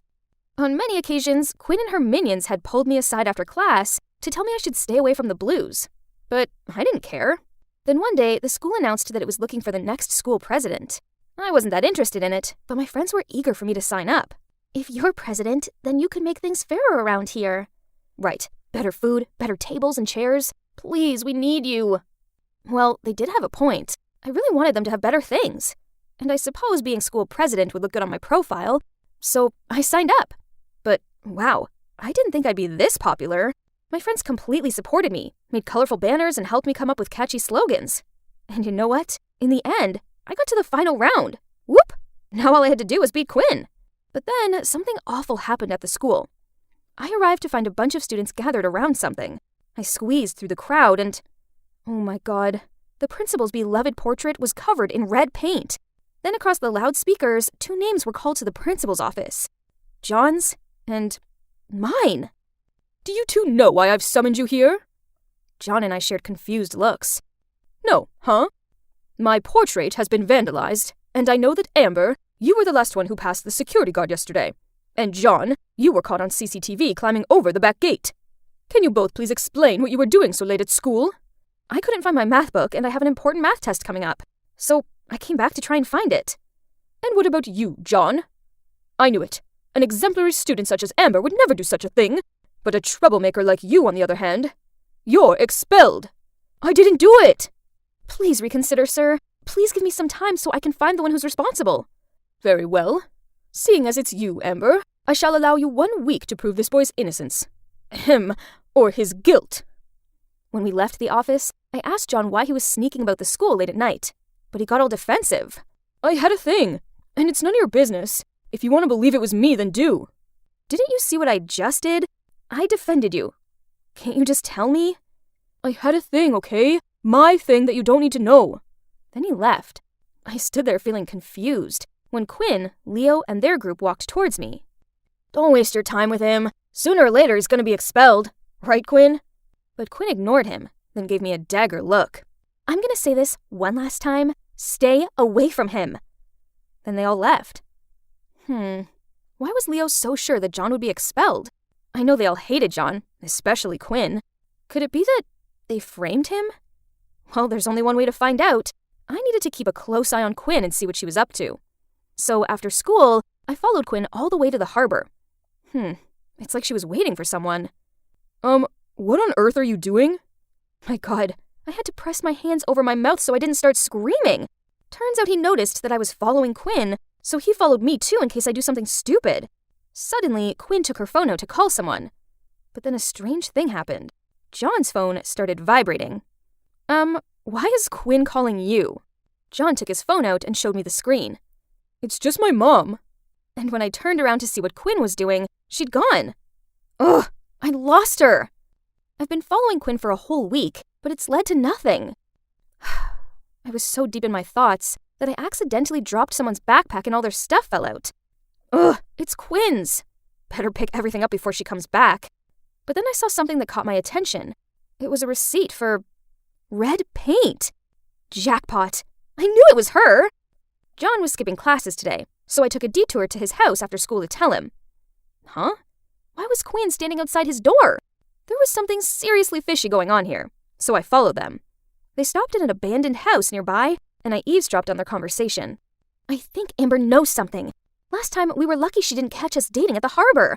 But this time, what if she finds out? I've been working so hard for this school president campaign. I knew she'd go back for her math book. It would have been fine if the school didn't have that new camera at the back gate. Tomorrow I will confess to the principal that I did it. You didn't do it yourself anyway. Oh God, I couldn't believe it. Turns out Quinn was meeting John at the harbor, so when she called someone, it was actually him. But being an expert at this secret dating game, he had her number saved as Mom. They were hiding their relationship this whole time. And worse, they tried framing me so Quinn would win the election. Unbelievable. I couldn't stay quiet any longer, so I stepped out in front of them, told them I'd heard everything and that I was going to tell the principal. Then I ran off without letting them say a word. The next day, I was en route to the principal's office when I passed Quinn tearing down her election posters on the wall. Why are you doing that? It's okay. I know I don't deserve to be school president.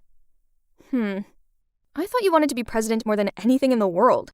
Why else would you play dirty tricks on me? So Quinn explained to me that she was running for school president to eliminate the discrimination here, so that she didn't have to hide her relationship with John any longer. Oh wow, I didn't know. I didn't expect her to have such a meaningful motive behind all this. My plan was just to fight for better things for the Blues team.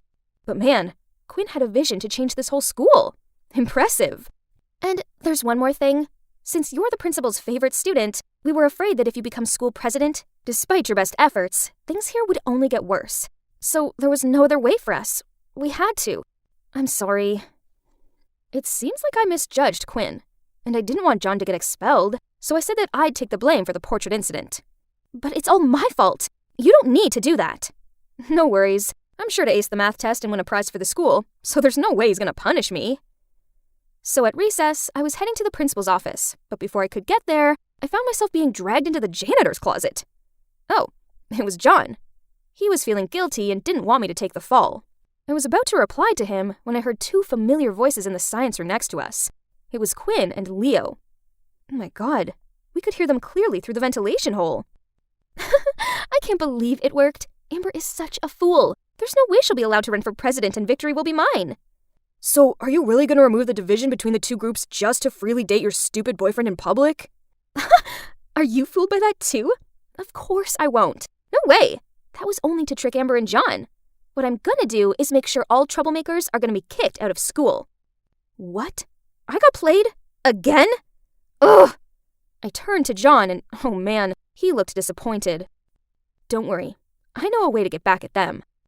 On election day, Quinn gave her speech, and unsurprisingly, she went on about how the red group brings more to the school and therefore deserves their privileges. She really believes she can make a fool out of this Amber, huh? When I stepped out on the stage, her jaw dropped. Yeah, Quinn, I didn't confess to the principal. Giving speeches in front of a crowd wasn't something new to me, so I was super confident.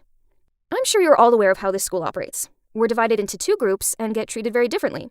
What I see here is discrimination and prejudice, when in reality, this should be a safe place for all students to strive and reach their full potential.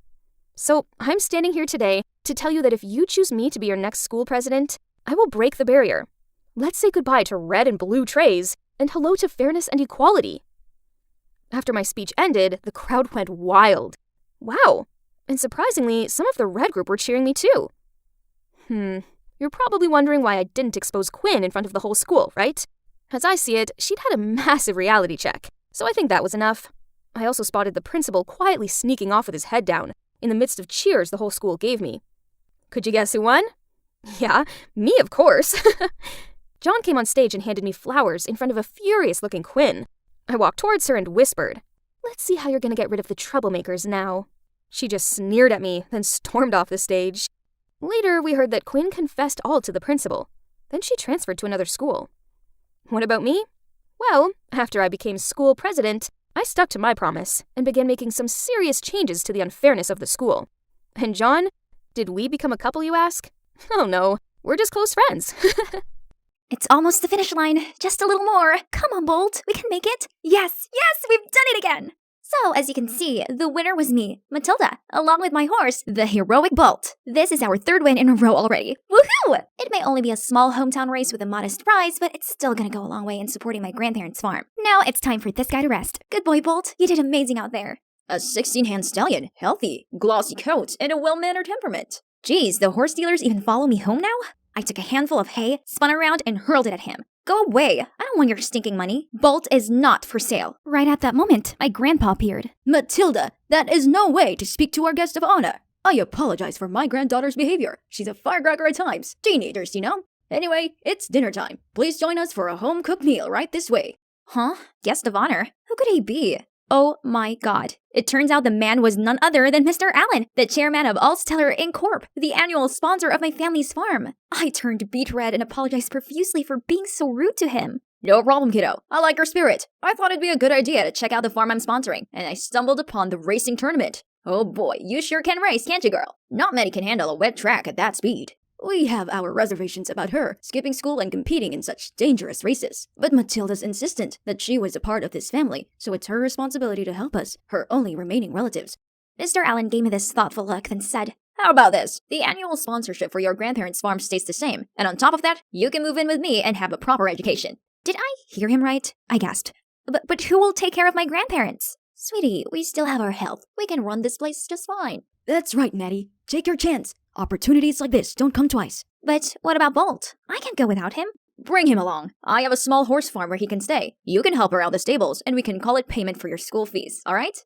Well, I guess that's settled then. Yay! 1 week later, Mr. Allen sent his driver to pick me up, and the new chapter of my life started from here. Wait. Oh my god. This can't be it! Mr. Allen said it was a small horse farm, but this place, it's enormous. As soon as I stepped out of the car, a girl my age rushed over and hugged me. Matilda, you're finally here! I'm your new sister, Judy. I greeted her back with the widest smile. She seemed so sweet. She led me over to the front porch where Mr. Allen and a woman were waiting for me. It must be my new mom, but why was she giving me such a strange look? Before I could even introduce myself, she turned and walked into the house.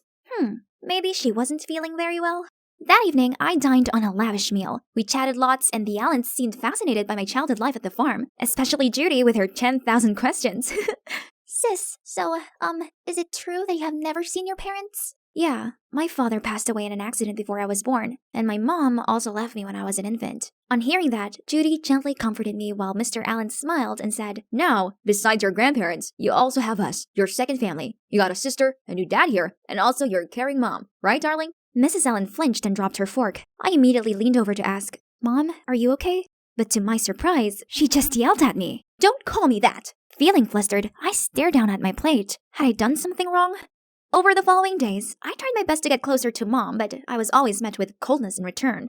One time, seeing Mrs. Allen was resting outside, I brought her an iced coffee. But as soon as she saw me coming over, she placed her hat over her face, pretending to be asleep. On another occasion, I complimented her dress, but she just tutted at me, then walked away. I really wanted her to like me, but it was useless. She clearly detested me. But at least I still have Judy and Dad by my side. Judy tried reassuring me that Mom was a good person and that she just needed a little more time to get to know me better. As for Dad, not only did he send me to a top school, but he also encouraged me to follow my passion. All the afternoons when I got to watch horse racing and bet on the winning horse with Dad were so much fun. And as I watched the horses gallop past, a thought crossed my mind. What if Bolt and I were the one on that track, winning the race and bringing back the huge prize money for my grandparents? I couldn't stop thinking about this. So one time, on the way back home from a race, I asked my dad if I could compete. And he didn't even hesitate to reply. Why not? You do have a talent. How about give it a go? Oh God, this was so exciting! My foster dad was the best, and I couldn't wait to give this my all and make him proud. After that, he immediately got me a personal coach and a dedicated team of trainers and groomers for Bolt. I'd never felt so happy, and Bolt had never looked so good. Everything was great, except that Mrs. Allen still seemed to have an issue with me. Every time I packed for practice, she always frowned and muttered stuff under her breath. Maybe she's irritated about the fact that an adopted child like me was receiving much more than I deserved, or something. But anyway, whether she liked it or not, with my talent, I'll quickly rise to be a brilliant rookie. One morning after practice, Judy came up to me and said, "Matilda, can you teach me how to ride a horse? It might be a little scary for a first-timer. Are you sure you want to try?" "Yes, please. If I know how to ride, I can spend more time with Dad just like you do." I looked at her angelic, hopeful face. How could I say no? So I helped her onto Bolt and taught her how to hold the reins and do a few commands. It went smoothly at first, but suddenly Mrs. Allen came out of nowhere and shouted, "What are you doing? Judy, come down right now." Startled, Judy misjudged her movements and tumbled off Bolt. As we both rushed over to check on her, Mrs. Allen pushed me aside, which caused me to fall onto my butt. Do you know how important legs are to a ballet dancer? Are you intent on ruining her future? Before I could reply, she shouted, "What an incompetent kid! Get out of my sight!" Ugh, It was just a few scratches and bruises. Why was she so serious about it? And incompetent? Fine. I'd show her what an incompetent kid can do. From then on, I got my head in the game and continuously won several small and medium prizes. I sent most of my winnings to help out my grandparents and kept the rest to treat Judy and myself to something nice. One day, after dinner, Dad called me into his office and told me that the two biggest races of the year, the Grand Shields and the Royal Silverford, were coming up in 2 weeks, and he'd already signed me and Bolt up for them. But the two races were only 1 week apart. That would be too much for Bolt, cause the latest race seemed to wear him out. I mentioned this to Dad, but he was adamant that Bolt would be able to manage it. I didn't want to let Dad down, but I didn't want to hurt Bolt either. I needed time to think about it. As I left the room, I gave a petrified jump. There, in front of me, was a stone-faced Mrs. Allen. She grabbed my arm and yanked me into another room. "You can't compete in the races. These are different from your usual amateur events. You're not good enough, and you'll only embarrass our family." Were you eavesdropping on my conversation with Dad? Listen, you're not my mother, so you can't tell me what to do. I will surely join it. Then I stormed out of there. Early in the morning of the first race, I was going to the stables to check on Bolt when I caught 2 of Mrs. Allen's servants sneaking out of there. What were they doing here? I went to investigate and, this is not Bolt. What has Mrs. Allen done to my horse? Right at that moment, Mr. Allen walked in with the vet. I told him what I'd just seen and he muttered out, "That woman dares to get in my way, huh? I'll make sure she'll pay for it this time." Then he turned to me and said, "Leave it to me. I'll find Bolt. Go get some rest and prepare yourself for the race." I'd never seen him this stern before, so I just nodded in concern. Despite all the drama, I still managed to bring home the Grand Shields Championship title. It's amazing, right? However, I couldn't fully enjoy the victory as one thing was still lingering on my mind. Mrs. Allen has been absent for the last 4 days. Could it be that Dad has done something to her? Hey, Judy, did Mrs. Allen say she was going somewhere? Dad told me that Mom's been so stressed lately, so he arranged for her to go to Aunt Anna's village to rest. Oh, it seemed like what Dad said at that time was just an expression of anger. At least I had one less thing to worry about. You see, my main concern at the moment is Bolt, as his health has clearly deteriorated since the previous race. The vet says he's doing fine, but through Bolt's heavy breathing, I know something isn't right. A week passed by and the day of the second tournament finally arrived. While the vet was checking on Bolt before the race, Dad suddenly pulled me outside. We must win today's match. I expect a lot from you. I had a bad feeling about this somehow, but I still nodded and assured him that I would do my best. The race was about to begin. Everything's in check. I'm ready for it. But wait, why does Judy look so flustered? Maddie, Mom was not on a trip. The storage room. Dad locked her there because she found out what he was up to. He's doping Bolt. What is she talking about? Could it be that the vet who came in earlier was drugging Bolt then? But no way. If there's anyone wanting to harm me and Bolt, it's Mrs. Allen, not Dad. Listen, Mom only swapped bolts the other time to protect you. Before I could shape what happened, I saw a burly man covering Judy's mouth and pulling her away. Then a voice whispered in my ear. Only one game left. Just keep your mouth shut and do it properly. If you lose, I can make things very uncomfortable for you and your grandparents. Got it? Now get on the horse. A chill ran down my spine. I felt like I was gonna vomit. How could the caring, kind man I called Dad turn out to be such a fraud? The signal of the match rang out. Ugh, what should I do? I couldn't let that wicked man get what he wanted. So I closed my eyes and stayed put. What do you think you're playing at? Run! Run now! Mr. Allen went crazy and rushed over to me. But right at that moment, the organizer appeared and asked me to take Bolt for a health check. They led Bolt away and brought me and Mr. Allen to the office, where I was shocked to see a frantic-faced Mrs. Allen cuddling Judy. It turns out that Judy had freed her mom from the room Mr. Allen had locked her in. Then she'd come straight here and handed the organizers incriminating paperwork of her husband's corrupt doings. Mr. Allen glared at me and shouted, I had to raise you without any benefits just because of her. Now it's your turn to pay me back. Then he immediately charged at me, but Mrs. Allen quickly covered for me and pushed him away, and one of the race organizers restrained him. Don't you dare harm my daughter. Huh? Daughter? Mrs. Allen looked at me with tear-soaked eyes. Sweetie, please give me a chance to explain. I fidgeted the coffee cup in my hand and stared at the ground while Mrs. Allen told me her side of the story. Turns out she really is my biological mom. Could you believe that? After my dad passed away, in her vulnerable state, she fell for Mr. Allen's forced charm and fake words. But he soon showed his real face and heartlessly separated me and my mom after they married. That's why she could only secretly send money to our farm under Mr. Allen's name.